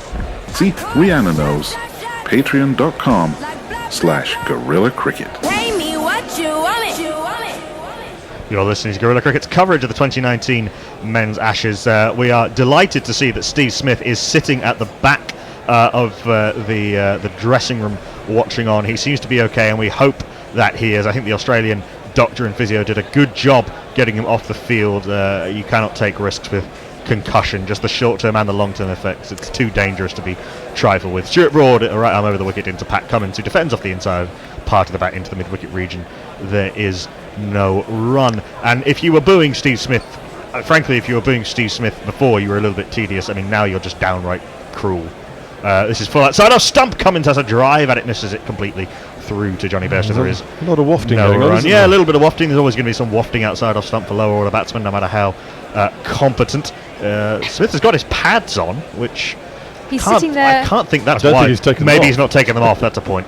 He's got a bit of a 1,000-mile stare, but I think that's just him generally when he's not allowed to be out in the middle holding a bat. I don't think there's anything to be gained for him coming back out. Well, not until the next wicket falls, anyway. No, I don't think at all. I think I don't think it should be his decision. I think the doctors have got to say. Well, but presumably if they say he's fine, then which They'll they might well do, given that I doubt it was a concussion injury. This is full outside off stump and a little bit of nibble into the right-hander, but well too wide of off stump, and Cummins leaves alone through to the keeper. There is no run. I'd be amazed if he doesn't come back out again at the fall. I'd be amazed if he doesn't want to. I don't think it's a wise decision. And I would go. I think if he did have concussion, then he shouldn't. But I just we don't know. Does he look like someone who's not coming know. out? He does actually, doesn't he? He looks really fed up. And he does look fed up. He always looks fed up when he's not watching cricket, as you say. I mean, he's said on a number of occasions he doesn't like watching cricket. We've got MD Firoj Paramanik says hi. 3 slips on a short leg as Broad is in, a full delivery, which again swings in a little bit to Pat Cummins. Down the hill was Broad's bowling from the pavilion end, but Cummins plays this nicely. Just leans onto the front foot and plays it up to mid-off. There is no run. And Deepu Raja says, hello, how are you? So, hello. Hello, Hi. we're very well, thank you very much. How are you? We saw a couple of times in the World Cup, Hashim Amla springs to mind, Hashmatullah Shahidi of Afghanistan, players coming back out after having been hit in the head when they definitely shouldn't have been out there the second time round. As Broad is in, steaming in, as he bowls a short ball which Cummins ducks under, a little bit too short, and Cummins ducked under it very well, actually bending his tall frame into a sort of L shape as the ball passed over his back through to Johnny Bairstow. It goes. There is no run. L shape, beautifully described. Marty Q says, now on the beach, still predicting a Newcastle defeat and an England batting collapse this afternoon. Which is kind of a bit pessimistic, but your picture of the beach looks gorgeous, so a bit of each. Last ball of the 23rd over of Broad's spell, the 85th of the innings. Australia 218 for 6, trailing by just 40. Were it not for all the time lost, we could have a very good game on our hands. We still might. Spicy Golden Duck says, have you heard anything about why Smith wasn't wearing those rubbery neck protector bits on the back of his helmet? No, haven't. I think it would have missed well them below anyway. That. Yeah, it was nowhere near where that would have been. Broad in, angles this into Cummins from a little bit wider of the crease. Cummins, though, plays it very nicely. It's just blocks from the crease into the offside field of the cover. There is no run. Cummins on 14, Siddle on 9. Australia 218 for 6, trail by 40. It is odd that he wasn't wearing it, but it wouldn't have helped. No, I agree. And I honestly don't think there is a concussion risk based on what we saw of the slow motion of where it actually hit him, because it hit his neck. It didn't hit his head or anywhere near his skull or his brain or anywhere like that. No, it's true. I'm not an expert in these matters. I believe that it looked a fleshy part, didn't it? So yeah. part. I mean, it could have been nasty at the time, but I don't know of any particular risk of If anyone who's a neurologist or some such can get in touch and actually tell us, that would be very useful, because none of us are medical doctors. I know it would just hurt. It would hurt like hell. Yes. Yeah, I'm sure it did. We're up to date with tweets, which is nice. Hey. Chris Wokes is continuing from his favoured nursery end. The King of St John's Wood gets this one to bounce a little bit and again hits Siddle on the thigh pad. Siddle's enjoying this somewhat. Grins maniacally back at Wokes, and as it dribbles out into the offside, there is no run. Haven't really seen too much movement from Chris Wokes yet. Certainly nothing like the amount that Stuart Broad is getting. Bowling a bit short, isn't he? I think Wokes. A little bit, possibly because there isn't that much movement out there. Roger in Melly. terms of swing. Roger Melly says, if Picky comes out again, he may score his 3rd century in a row. Wonder if that's ever been done before. It has. It has many times. Mohammad Azharuddin scored hundreds in his first 3 innings in a row. Actually, I'll have to look that up, but I think it has been done. I'll have a look at the record in just a second. Wokes in, that's an absolute beauty, and it takes the edge. Peter Siddle done by that one. That one did move away from the right-hander and down the hill as he's bowling from the nursery end, and Peter Siddle is gone for 9. Australia 218 for 7.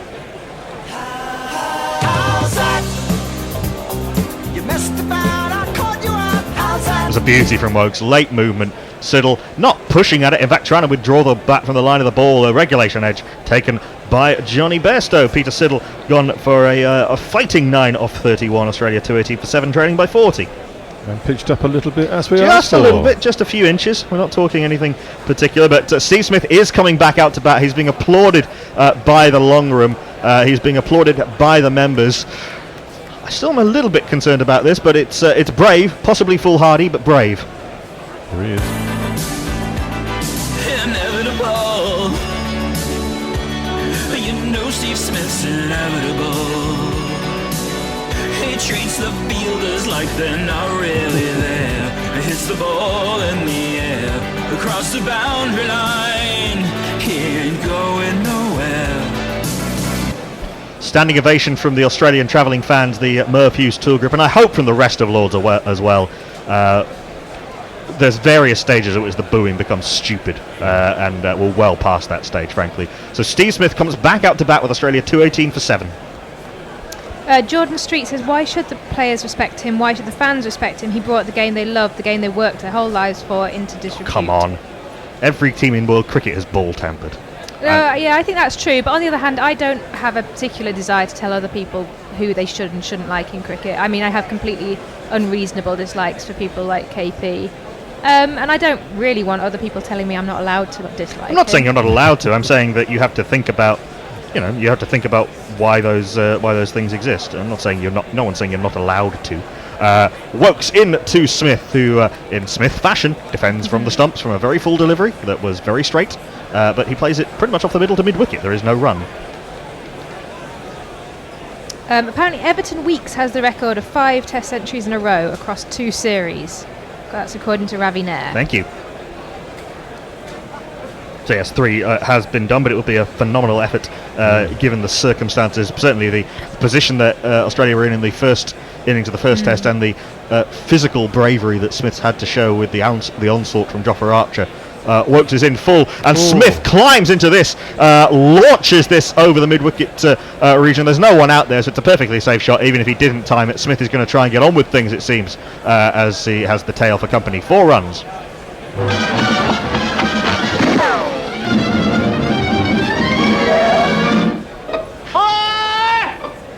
Cleared the front leg in T20 style, launched it over mid-wicket. Adrian Lowe says, right, do we bounce Smith? Yes, It's going to happen as soon as Archer comes back on, I think. I'm not sure Wokes and Broad will particularly, just because they're not that type of bowler. But I think... Hashtag enforcer. But yes, indeed. Long spells, too. He's bowled a succession of 7 and 8 over spells. Wokes is in to Smith, who is on the back foot and punches this beautifully. An absolutely glorious back foot punch through the covers. Stuart Broad is chasing this from mid-off, but he's not going to get there. Back-to-back 4s for Stephen Peter Devereux-Smith.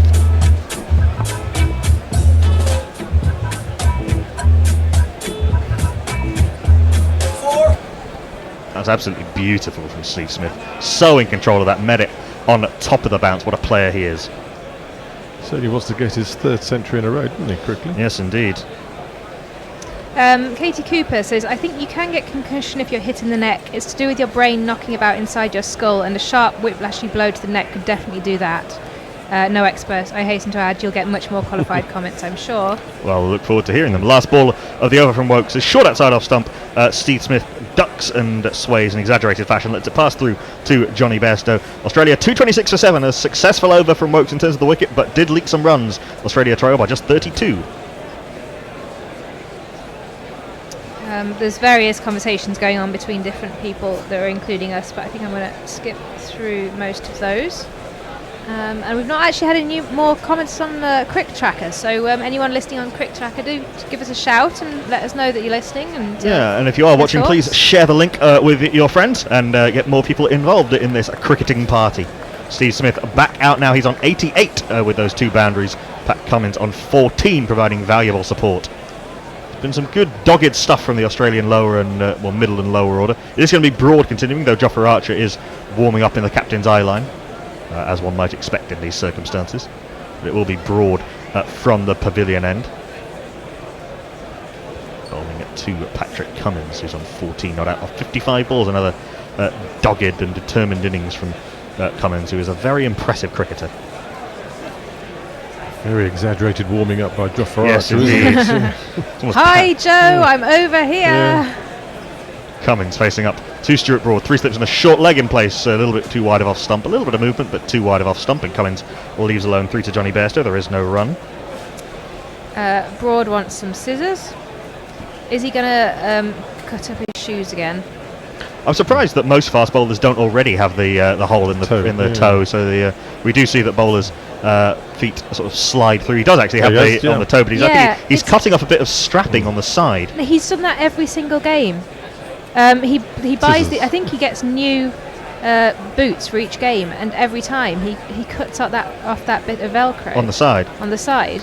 Oh, unless it's a sponsor's logo that can't be shown, which is possible. Possibly. I think it's more likely, actually, that he's getting a bit of a tip from the sponsors for making sure that their shoes are quite clearly visible every single inning. Jofra Archer has now moved to lower body exercises, doing something between the downward-facing dog and Elvis pelvis thrusting.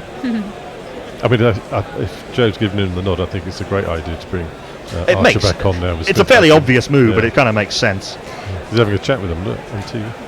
Adrian Lowe says, God, he's even better after being hit on the head. Yeah, those are two very authoritative shots. Certainly the second one. The first one was a bit of a slog, in all honesty. Cummins solidly in behind this one. No pyrotechnics from Pat Cummins. Defends off the back foot. Fielded by Leach coming in from cover. There is no run. Sorry, Gal 55 says, I don't think Smith et al. Should be booed. A stony silence and tumbleweed should greet their arrival.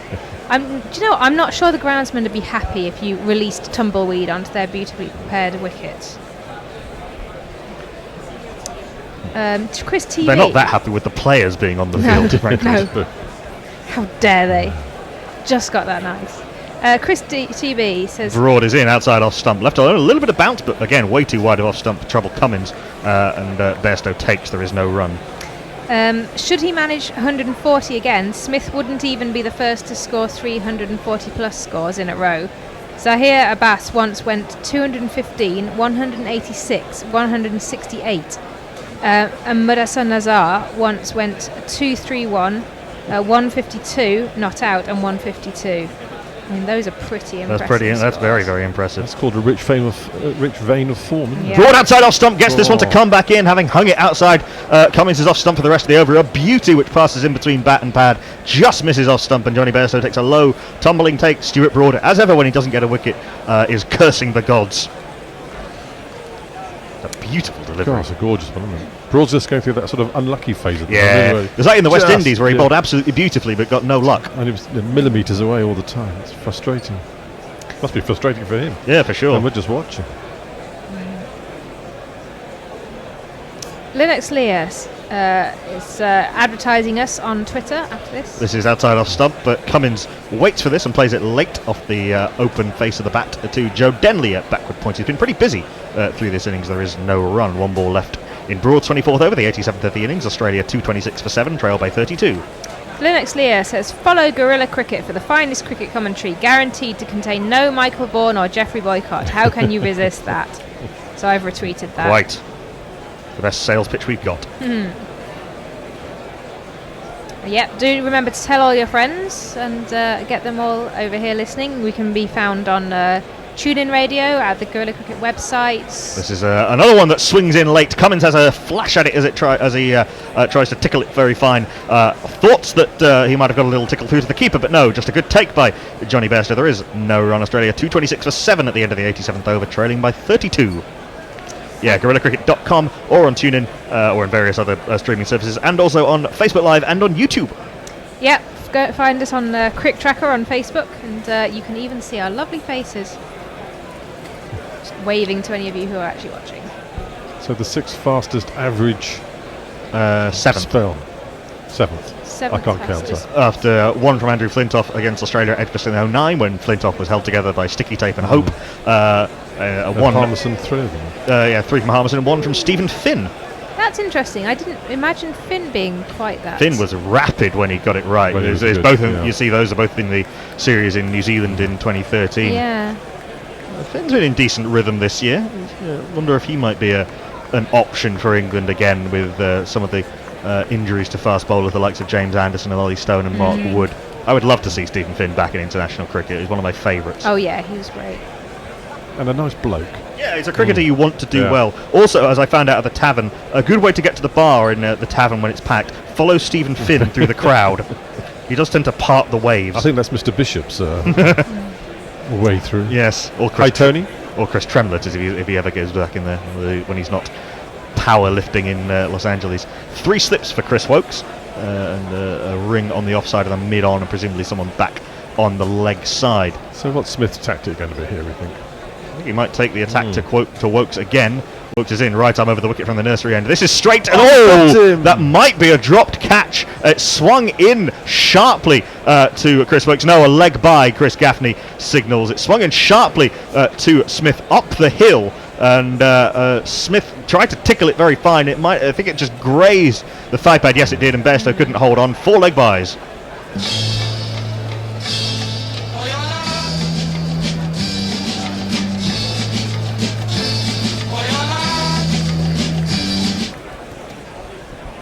Smith facing up to the second ball of the over. The slips go down. Wokes up to the crease and bowls outside off stump. Smith is going to try and take it on. Tries to lean back and cart this through the offside, but too straight for that shot, and the thick inside edge goes onto his pad and dribbles away to the offside. There is no run. Are we still on Crick Tracker? Yeah, we are. I think the stream's just the laptop has just frozen. Okay, that's all right then. Neymar Butlands says, I'm going to be negative. England have not bowled well. Everyone at Gorilla Cricket Towers are banging on about lovely form and delivery, but where are the wickets? Sometimes you get unlucky. It just happens that way sometimes. I think England have bowled pretty well with the second new ball. Obviously that bouncer Barrett Jamatra, and then Wokes and Broad bowled pretty well. This is a good delivery again from Wokes, again coming in, just holding its line up the hill, but Smith played it very late and then just squirted away off the outside part of the bat, down past the slips, down to third man for 4. There's not one boy for me, I must have 2 or 3, I need 4. Dan Diper has done a sketch of Steve Smith being hit on the neck by Jofra Archer and having to retire hurt. Poor taste, perhaps. I might retweet that because it's a very nice little sketch. Well, he's back out there, so we assume and hope he's all right. He's on 92 now, Steve Smith, with he's scored entirely in boundaries since he's come back out. The slog over mid-wicket, the lovely back foot punch, and that steer down to third man. Another edge, but played with soft hands. There's an LBW appeal from the slips, but I'm pretty sure that took the outside edge and bounced through to Johnny Bairstow. It is possible it took the pad, but I don't think Root is particularly interested. It was a good ball from Wokes, again holding its line up the hill, forcing Smith to play at it, but he's pretty sure he played this with soft hands and nudged it through to the slips off the outside edge. No, it did hit the back pad, but it's hit him outside the line, so no danger of an LBW appeal. That is why it didn't carry through to Bairstow, but yes, Root correct not to review because it hit him outside the line of off stump, but he was playing a shot. Smith walks across. He's not played a shot that time. That's absolutely stone dead. Smith trying to play a leave of sorts. He's reviewed that, which is absolutely ridiculous because he's actually reviewed it and walked back to the pavilion at the same time. Wokes got that one to come in. Completely discombobulated Steve Smith, who was looking to try and get on with things. Perhaps a little bit scrambled after all the drama of the last half hour or so. Playing no shot, squared up, hit in front on middle and off, and surely this is going to be upheld. Yeah, he removed his bat from the path of the ball and just let it hit him straight in front of the stumps. I can't see how this would not be out. I mean, having said that, I'm pretty sure it will now be overturned. It's swung in quite a long way from Wokes. It's hit the front pad just in front of middle stump. I think this is crashing into middle, isn't it? Off, yeah, easily. It's hit him on off stump, and it's hitting middle stump 3/4 of the way up. A Watsonian review from Steve Smith to end a dramatic and again brilliant innings, one has to say, from Steve Smith. 92 out of a total of 234. His rich vein of form post-ban continues. 240s and a 92 from Stephen Peter Devereux Smith, the best batsman in Test cricket. Australia 234 for 8, trail by 24. So get on your bike and take a hike right out of here. Your history, no good for me. Your history, nah, nah, nah, nah. A bizarre dismissal, really, but he almost walked as well, didn't he? Yeah, he did. Very, very he reviewed and then strange, walked off back to the pavilion as though it was a well, we've got a review, so we might as well use it type of review. But yeah, good bowling from Wokes, getting the ball to move back in up the hill from the nursery end as he does so well. He loves bowling at Lords. He's so good here. And when you can get a batsman of Steve Smith's class discombobulated, even after having been hit on the head and forced off for 20 minutes or so, you're doing very, very well. Smith knew immediately. Cummins, I think, basically said, you might as well review it, but I think he knew that there was no hope. That brings out the Australian number 10.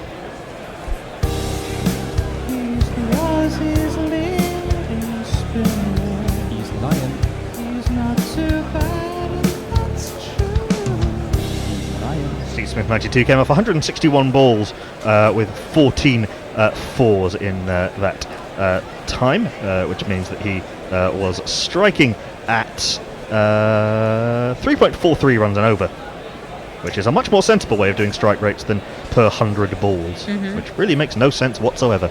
Last ball of Wokes is over.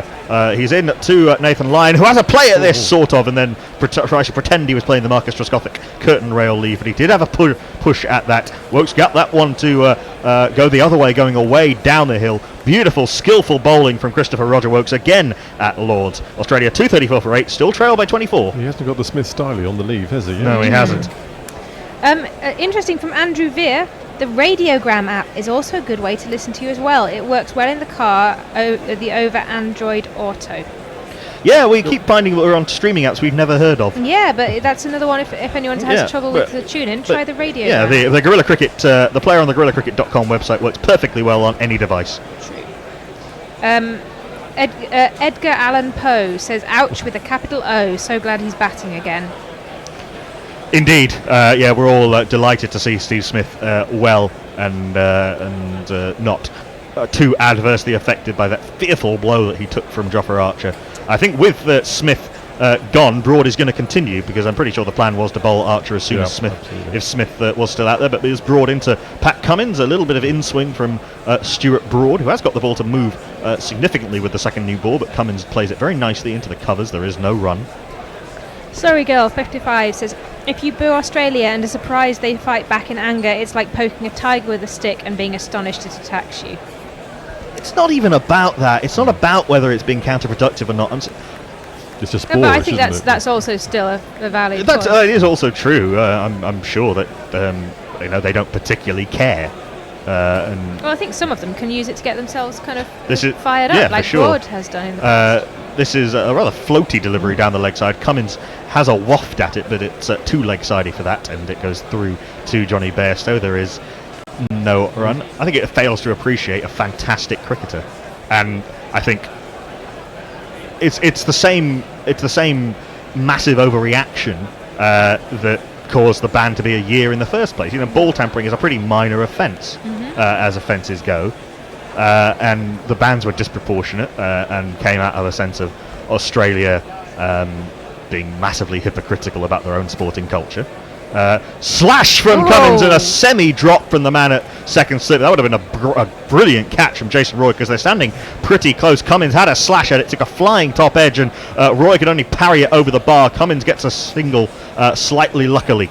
But technically a dropped catch off Stuart Broad. He's annoyed with himself. Yeah, he is annoyed with himself. He's a very good fielder. That would have been a good catch. Yeah. Should have caught it though. Probably having got most of a hand to it. Well, he only got his fingers, and to actually pull something down that's still on its way up with your fingers, it's one of those that would have been a good catch, but also looks like a bad drop.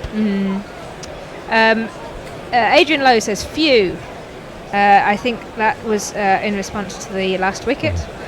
Christian Gunn says, speaking of the lack of Michael Vaughan, I don't believe I've heard the Vaughan free jingle yet this Ashes. Is it still in rotation? It'll be in there somewhere. Very solidly played by Nathan Lyon. In behind that one very nicely, and just blocks back the bowler, who fails to field off his own bowling. But you ready? The mid-off comes around to field. There is no run. Play at the end of the over. You just pause it and then we'll play it again at the you place the pause button. Further net. No, don't do that. Cancel. Nigel Burgess after this ball. From Stuart Broad, a very full delivery, a full in-swinger, which is again straying down leg line. Has a little flash at it, but doesn't make contact through to Johnny Bairstow, who takes down the leg side, and there is no run. If you press the... Nigel Burgess says Smith gave up his wicket as he knew he would be facing Archer next over and was scared. I think that seems unlikely. Yes, it does. Edgar Allan Poe said no corridor of uncertainty with Gorilla Cricket. And lots of positive emojis. Thank you very much. Ravi Nair says, quote, the player on the Gorilla Cricket website works perfectly well every time. Alas, Knackle, if this were true, particularly on mobile devices. Good take from Johnny Bairstow. Again, one flying down the leg side line. Has a little fiddle at it, but again doesn't make contact through to best it goes. There is no run. Decent-ish over from Broad, a little bit too leg sidey. Australia 235 for 8 with 89 overs gone in their second innings, trailing by 23 from England's first innings score. And pass me that, Mike. And yes, we'll advertise what we think is one of our greatest features as we change over. Born free of his stupid voice and his dopey thoughts. Born free's the best way to go. Guerrilla Cricket is a guaranteed Michael Vaughan free zone. It's the only place where you will not hear the latest nonsense spouted by England's rent-a-god former captain. If you value the Michael Vaughan experience, please retune to Test Match Special, Channel 5, BT, The Daily Telegraph, Vogue, Country Living, Caravan and Motorhome, The Dandy, or The Beat. Free from his bullshit opinions and his causing divisions, he can go climb a tree. Yeah, we're Vaughan free.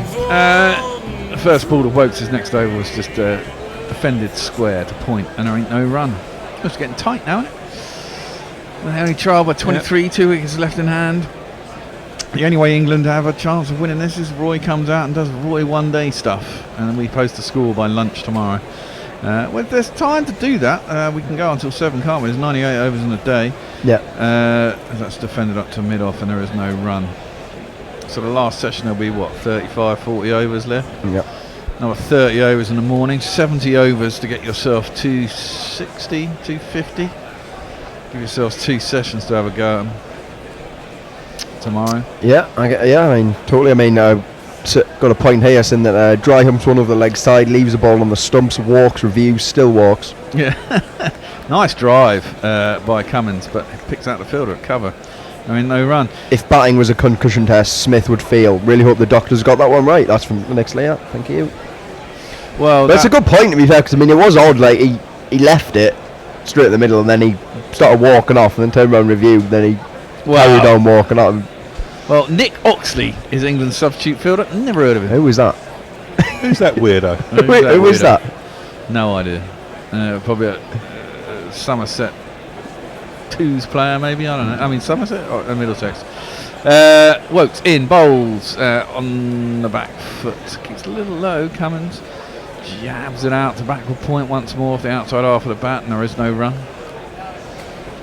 Yeah, Roger Millie says that ball from the Wokester was the same as the previous ball, but it came back a mile. What a fucking ripper it was, indeed. Absolutely, it was a class ball. Well, this is the thing, isn't it? Maybe they found a way to trouble Smith when he, as we've said, I don't think you can say that's going to be a concussion. No, because it's hit his neck. It might cause him a lot of pain in the neck, though. That's a beautifully clipped shot by Cummins. Can't beat the man who's at mid-wicket, funnily enough. That's Josh Butler. Well, he's probably not all there, Smith, at the moment. No. He's got the big bloody lump potato on his arm. Yeah. Got hitting the neck on a 90-mile-an-hour ball. He came out and tried to hit one out of the ground, and the other one a great shot for 4. But it'd be interesting to see how they go at him for the rest of the Test series, wouldn't it? I mean, you imagine now, keep Archer fresh, and every time he comes out, they'll hand the ball straight to him. Driven once again, they want the single. Cummins wants to take the strike off of Lyon, and drives that up to mid-off, but he can't get it, and Broad will have a go at Lyon. Cummins has dug in well, to be fair, with 15. He has 15 off 70. He scored quite quickly as well. He was 7 off 2.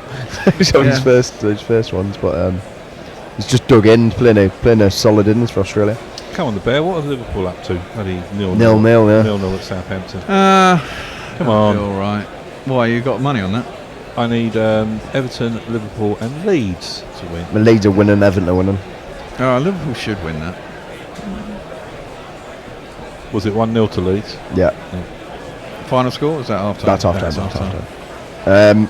Linux Layer says Smithy out for a fewer than 100 runs. Moral victory. Yeah, I mean, keep taking 10 runs off each time. Exactly. By the end, we'll get him for a duck. Liverpool have just taken the lead. There you go. Mane. Who scored? Mane. Mane.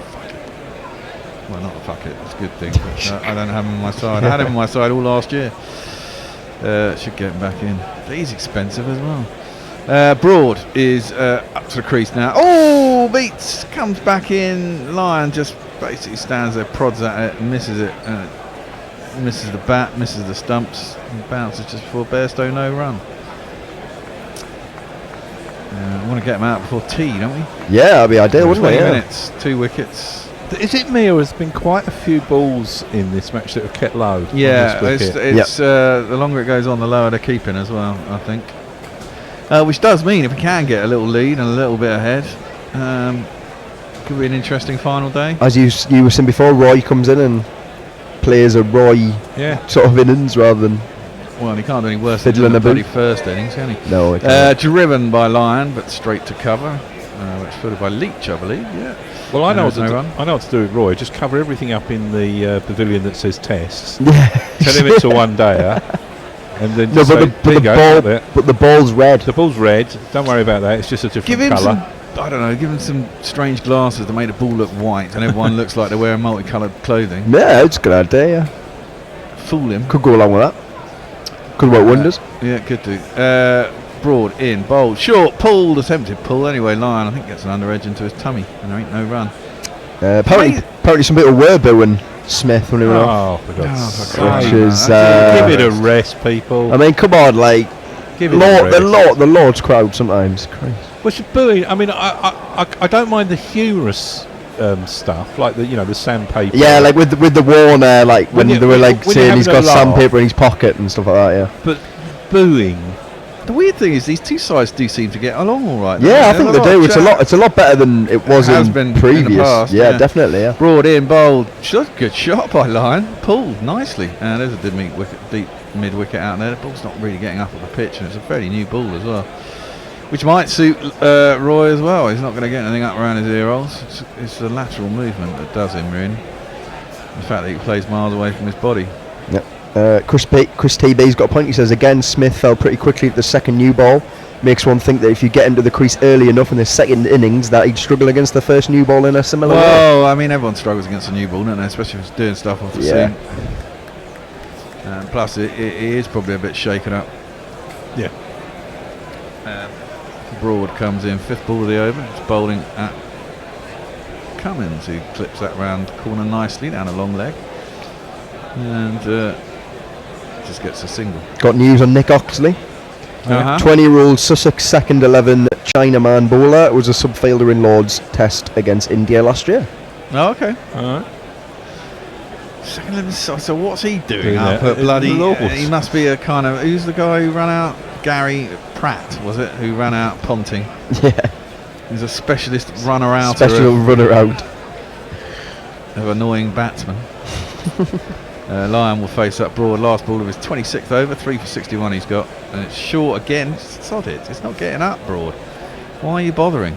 Try and get him in that line outside off stump. He's a bloody number 10. What? Pulled out anyway to deep mid wicket. Fair Another single. enough Joffre doing that because he's got the pace to do it. And he can get the ball up, but like Broad just stick to what he's doing. Stick to what he can do best. Yeah, basically that's a long off, isn't it? Yeah, it is. Yes.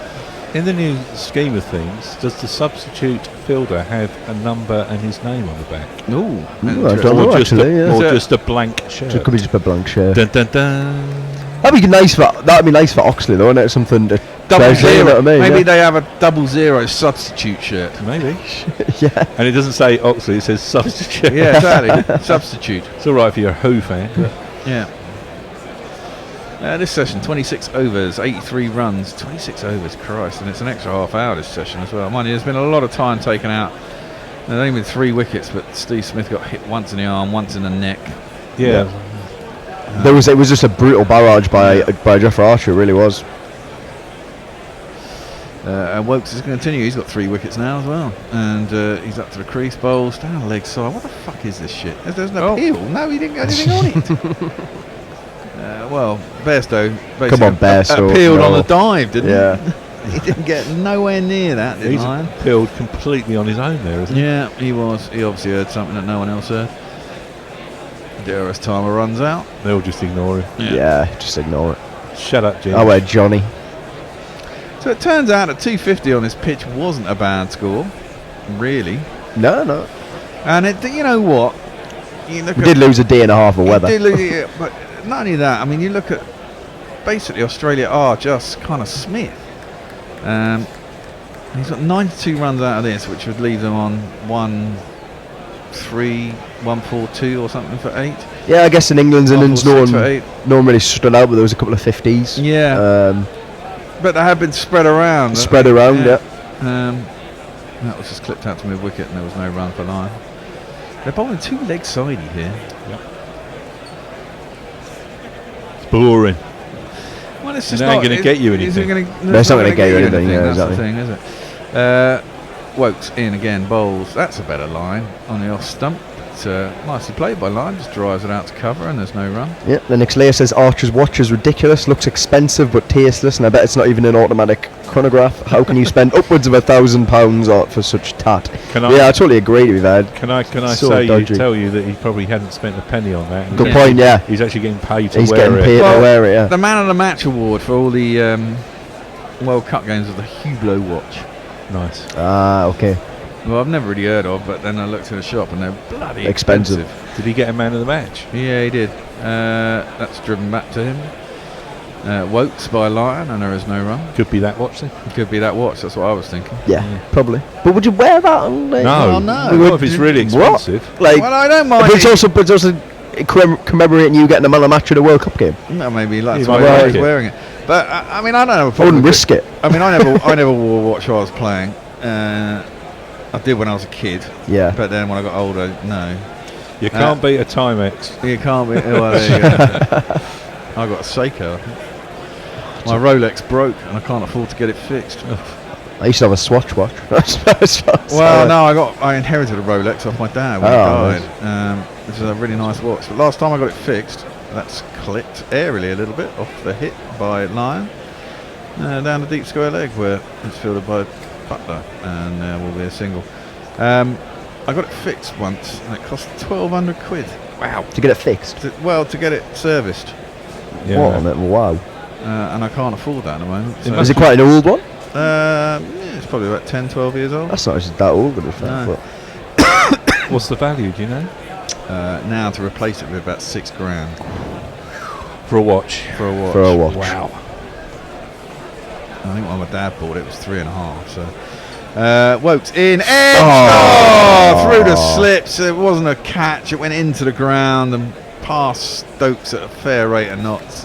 Makes it down to third man boundary for 4 runs. 1, 2, 3, 4. And the sun is out now. It'll be a good time to bat. It's supposed to be showers a bit tomorrow as well, isn't there? Is it a bit showery tomorrow, is it? Well, not too many. I think they're passing through in the morning mainly, but there may be a bit of cloud and then sun coming out later in the afternoon. Fair play. I mean, you've got to say this match looks destined for a draw, doesn't it? Yeah. There's strange things that happen, but pressure on the oppo. Get Smith out early. Maybe so tomorrow will be 5th day, and then they've had a bit of equivalent of a 3rd day pitch. Might get a little bit more turn for. What sort of lead would you be looking for England? I think England need to at least have 50 overs to give themselves a chance. Yeah. Which means probably declaring shortly after, about an hour after lunch tomorrow at the latest, if they're going to give themselves a chance. If they're going to actually, And to give them 50 overs, they probably want 230. Australia might fancy a chance at 230 with 50 overs. Might get a dart, get some early wickets, and you can put some pressure on. Attempted swap by Lion onto the leg side, gets over the top of it, and goes through to the keeper. No John Goodwin says to the bloke who said the ACB overreacted to Smith's ban, do you wear a headband? Something to cover the circumcision scar. That ban will make other cricketers think cheating is costly. I don't know who that's about. What the hell is he on about? I have no idea. Circumcision? His band. He had a band on his head, a blue headband. Yeah, but no, he's on about the person a bloke said that Australia overreacted. I don't know.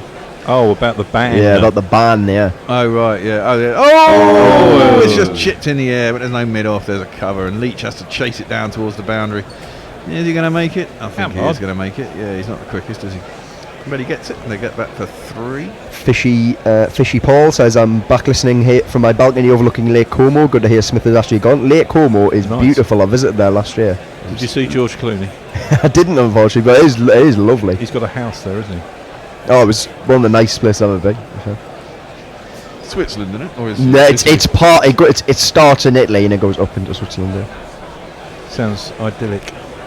And it is. And I was in the Italy bit because I was staying in Milan, so it was like an hour train away. Nice. I'm not getting all of those issues. God damn. Too much cricket.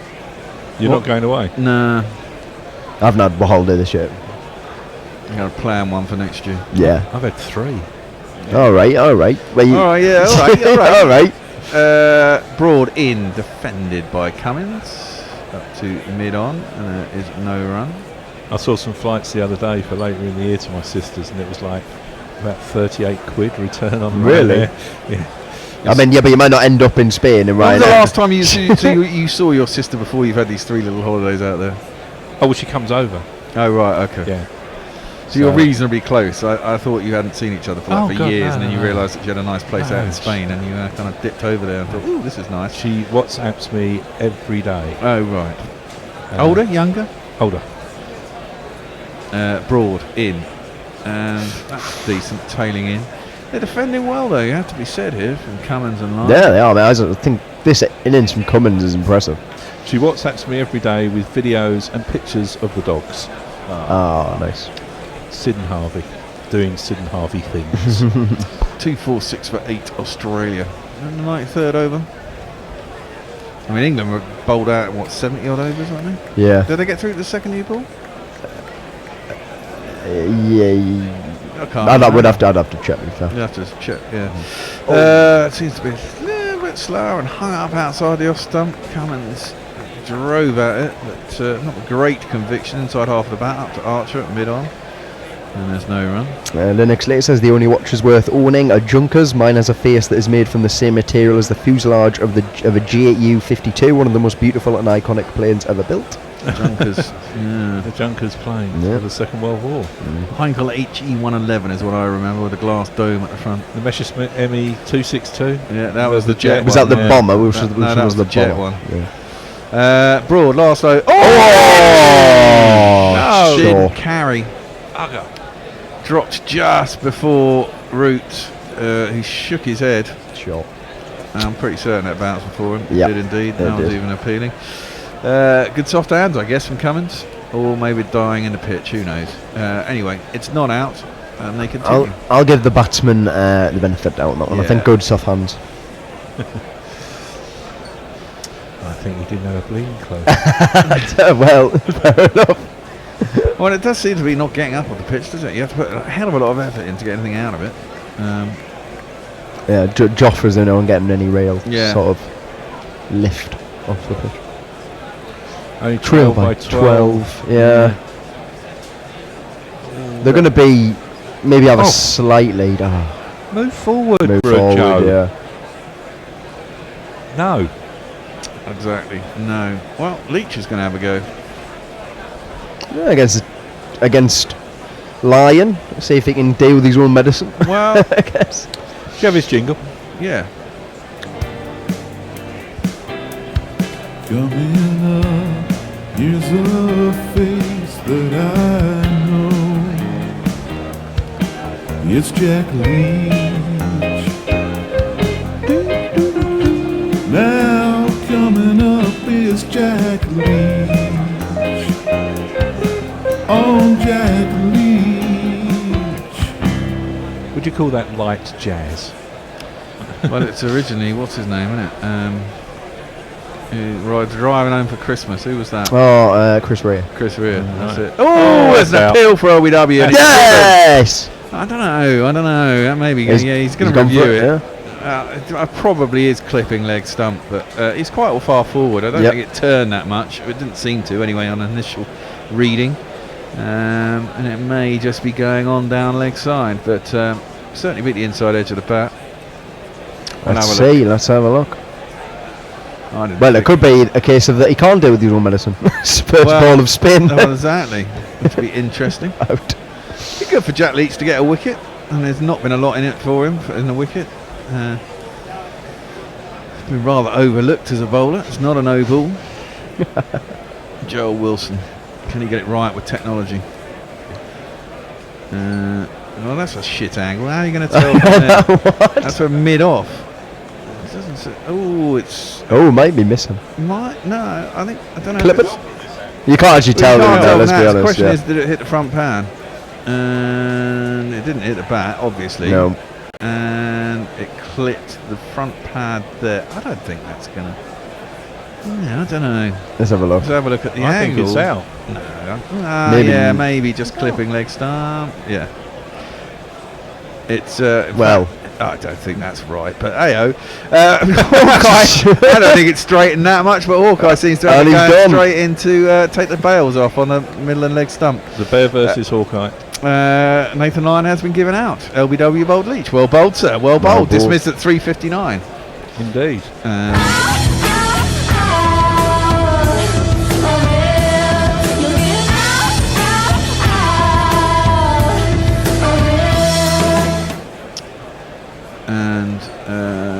She's rather skinny, that girl.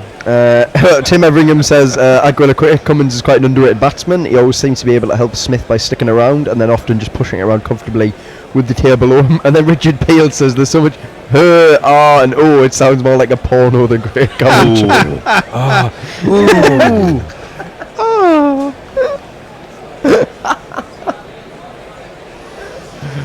Sometimes I've got to go and get some beer at tea. Basically, I need some. Is it tea already? We'll be tea in 10 minutes. I'm going to the chippy. You're going to chippy. I'm going to You're going to get some chicken and chips. Well, chips and something.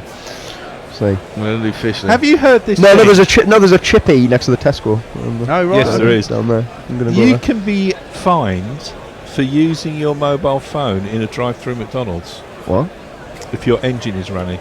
Really? Yes. It's ridiculous. Because technically you're driving, even though you sat in a queue. Although you can lean out and use your card, you can't use the phone. Ridiculous. Anyway, I often think a lot of that's stupid. I mean, you can get fined and done when you're stuck at a set of traffic lights, staring at a red light. I mean, what you know? There's a new man at the crease, and it be he.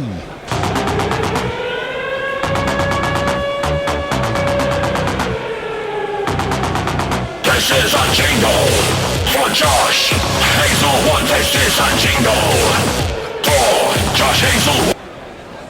Was that last ball of the over? Well, that's kind of the first ball of the over. Well, he's a lefty. He'll get some use out of rough outside his off stump. I should enjoy that. He's got short leg. He's got a leg slip.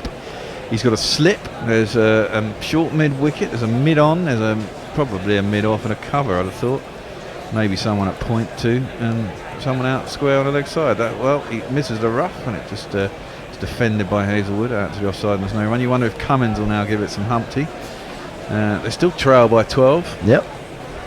And if you take off Smith's 92 runs, they'll be 148 for 9. Yeah, but unfortunately that's not how the game works. Shh. Tell people that. That's too flat and worked around the corner by Hazelwood. To Broad, who's at square leg. And there is no run. If his mum and dad had never met, then yeah. I am intrigued to see how he goes for the rest of the series now, and how England treat him with Archer. I think the fact there's such a short break as well between the, he doesn't really particularly have time to kind of get himself totally together. So we shall see. Be interesting. You wonder what it's a bit like a Rocky film. England back off the canvas with some heavyweight punching. He's going to continue over the wicket, which is an interesting ploy, actually. Apparently Facebook Live's not working. Isn't it? Apparently not. It seems to be to me. No. There it is. See? We're on. Sound. This takes a while. Yeah. Down the leg side, there is a man on a 45. It's a poor throw down to the bowler's end, though. As Broad wasn't onto it quick enough. And they scoot through for a leg bye. Cummins didn't initially seem to really like he wanted to go, but Hazelwood was keen on hearing up there. Maybe he's seen Archer warming up down at mid-off, and he doesn't want to face him. I can't imagine Hazelwood will particularly be keen on facing the pacier stuff, short stuff. He's going to face up to Leach though. 2 balls left in the over. It's flat, tossed in just outside of the stump. Doesn't hit that rough, and he just clips it out to the leg side, and there's no run. It's too flat. Give it some air, especially as the tail enders. Yeah, exactly. Toss it up. Toss it up. Try and hit that rough. Yep. Get it turning sharply. That is better. Tossed up, but too full. And driven out through a vacant cover. And they're going to get back for 2. Yeah, a couple. It's fielded out there and deep. And move on to, that's the 250 up for Australia. They trail now by 8. And a few minutes till tea. Probably about 5, isn't there? Yeah, 5 minutes. What's the scores in the footy games? What about? There's been no more goals in the second half. So no more goals in the second half. No, not yet. I mean, they've just literally just kicked off. That's true. 5 minutes in. Adrian Lowe says, I imagine Hazel will be looking forward to bouncing English batsmen. I hope we're up to it. Very true. Well, yeah, definitely so. And Josh Robinson says, surely if you're a drive-through, you're not on the road, so not liable for prosecution for using your phone while driving. Not according to the article in the paper this morning. What paper was it? Maybe in the Guardian. Oh right, so it wasn't like a. Oh no, it wasn't like a rag. I don't read those things. No, it was a weird one. Yeah, I don't use my phone to pay for things, like, you know, it never seems to work properly. Yeah. But only certain stores have it, don't they? Apple Pay. Quite a lot actually. Yeah, a lot of the coffee shops do it. Yeah. Yeah, but coffee shops are all overpriced anyway. This is true. Broad is going to start his 28th over. He's bowling at Cummins. Takes a little step back. Just defends it out to the cover, so there's no run. Apart from the Algerian coffee store in Old Compton Street in Soho, where you can get a cappuccino for £1.50. Really? And you get the best beans on the planet. Nice. For £1.50, yes. Yeah, there's really nowhere to sit. You can stand in there while they're doing getting your beans ready. Yeah. Or you can take it away, but it's £1.50. Oh, that's really good. Is he crying? He looks like he's about to cry, doesn't he? Looks pretty sad, because he hates watching cricket. He's bored. Broad in bowls. Squares up Cummins. Plays that out to cover once more, and there is no run. Yeah, he's clearly bored, isn't he, Smith? You know, he's out. He's like, oh, God. I've got to sit here. I've got to sit here, you know. And feign interest. Yeah. He'd be hoping to get out soon so he can go out and field. Might well be. England bowlers will be looking forward to a rest and tea, and they'd like to get this last wicket just before tea so they can put their feet up after. Nobody particularly wants to come out after tea, do they? Means you can't eat so much. Broad in, short pull, and there seems to be a glove through. Yes, there it is. And Broad takes his 4th wicket, and Cummins is caught, strangled down the leg side. It was a pretty poor ball, really. Yeah. But Cummins tried to pull it and didn't get enough on it. Kept a little bit low, maybe. Threw a shot a little bit too early. And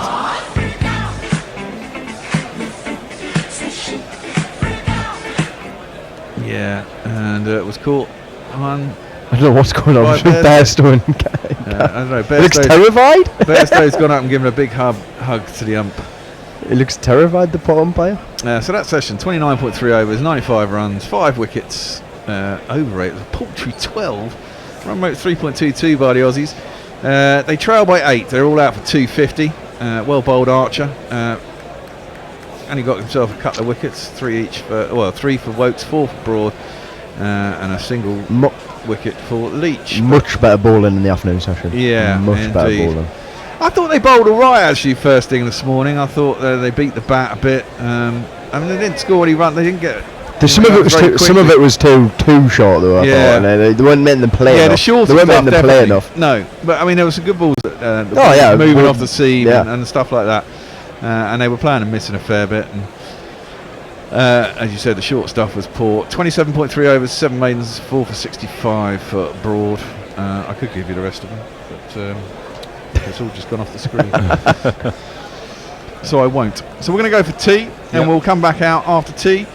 Well, they'll come back out. We'll come back in here, and I presume Knackle or Jason will be giving you your first ball by ball after the tea session, and England will be batting.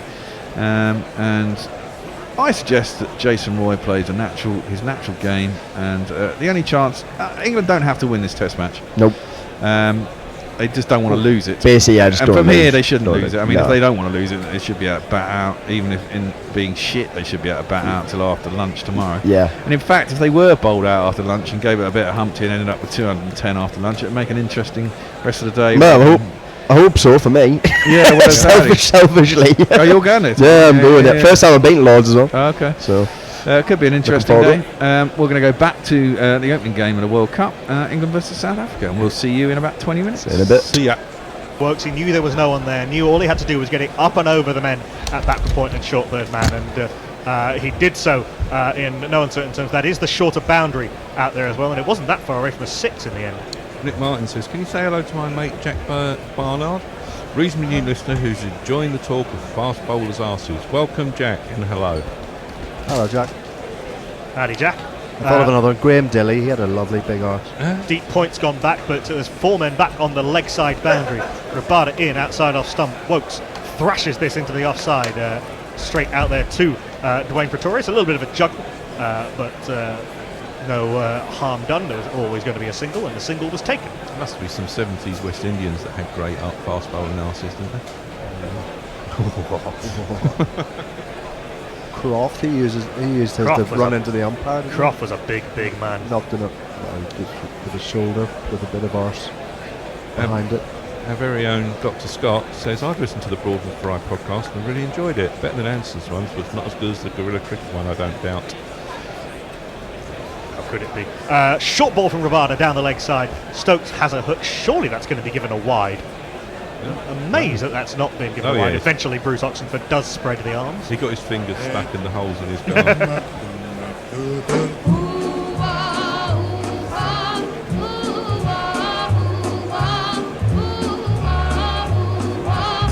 Not when you go 10-pin bowling and you actually pick up a ball. It's too small for you. Everyone behind you scatters. 8 runs off the over, including the wide. Still 2 balls left of it. Rabada in full, driven by Stokes. We're kind of off the thick inside part of the bat. It rolls down to the handsome Faf du Plessis down at long on. They come through for a single. On that Stephen Fry Broady podcast, I actually quite enjoyed it. There's some very interesting sort of behind the scenes insights from Broady. Broad's quite an interesting guy to listen to. He talks very well about the game and about what it's like being a professional sport athlete. And also Stephen Fry obviously is very good at interviewing people.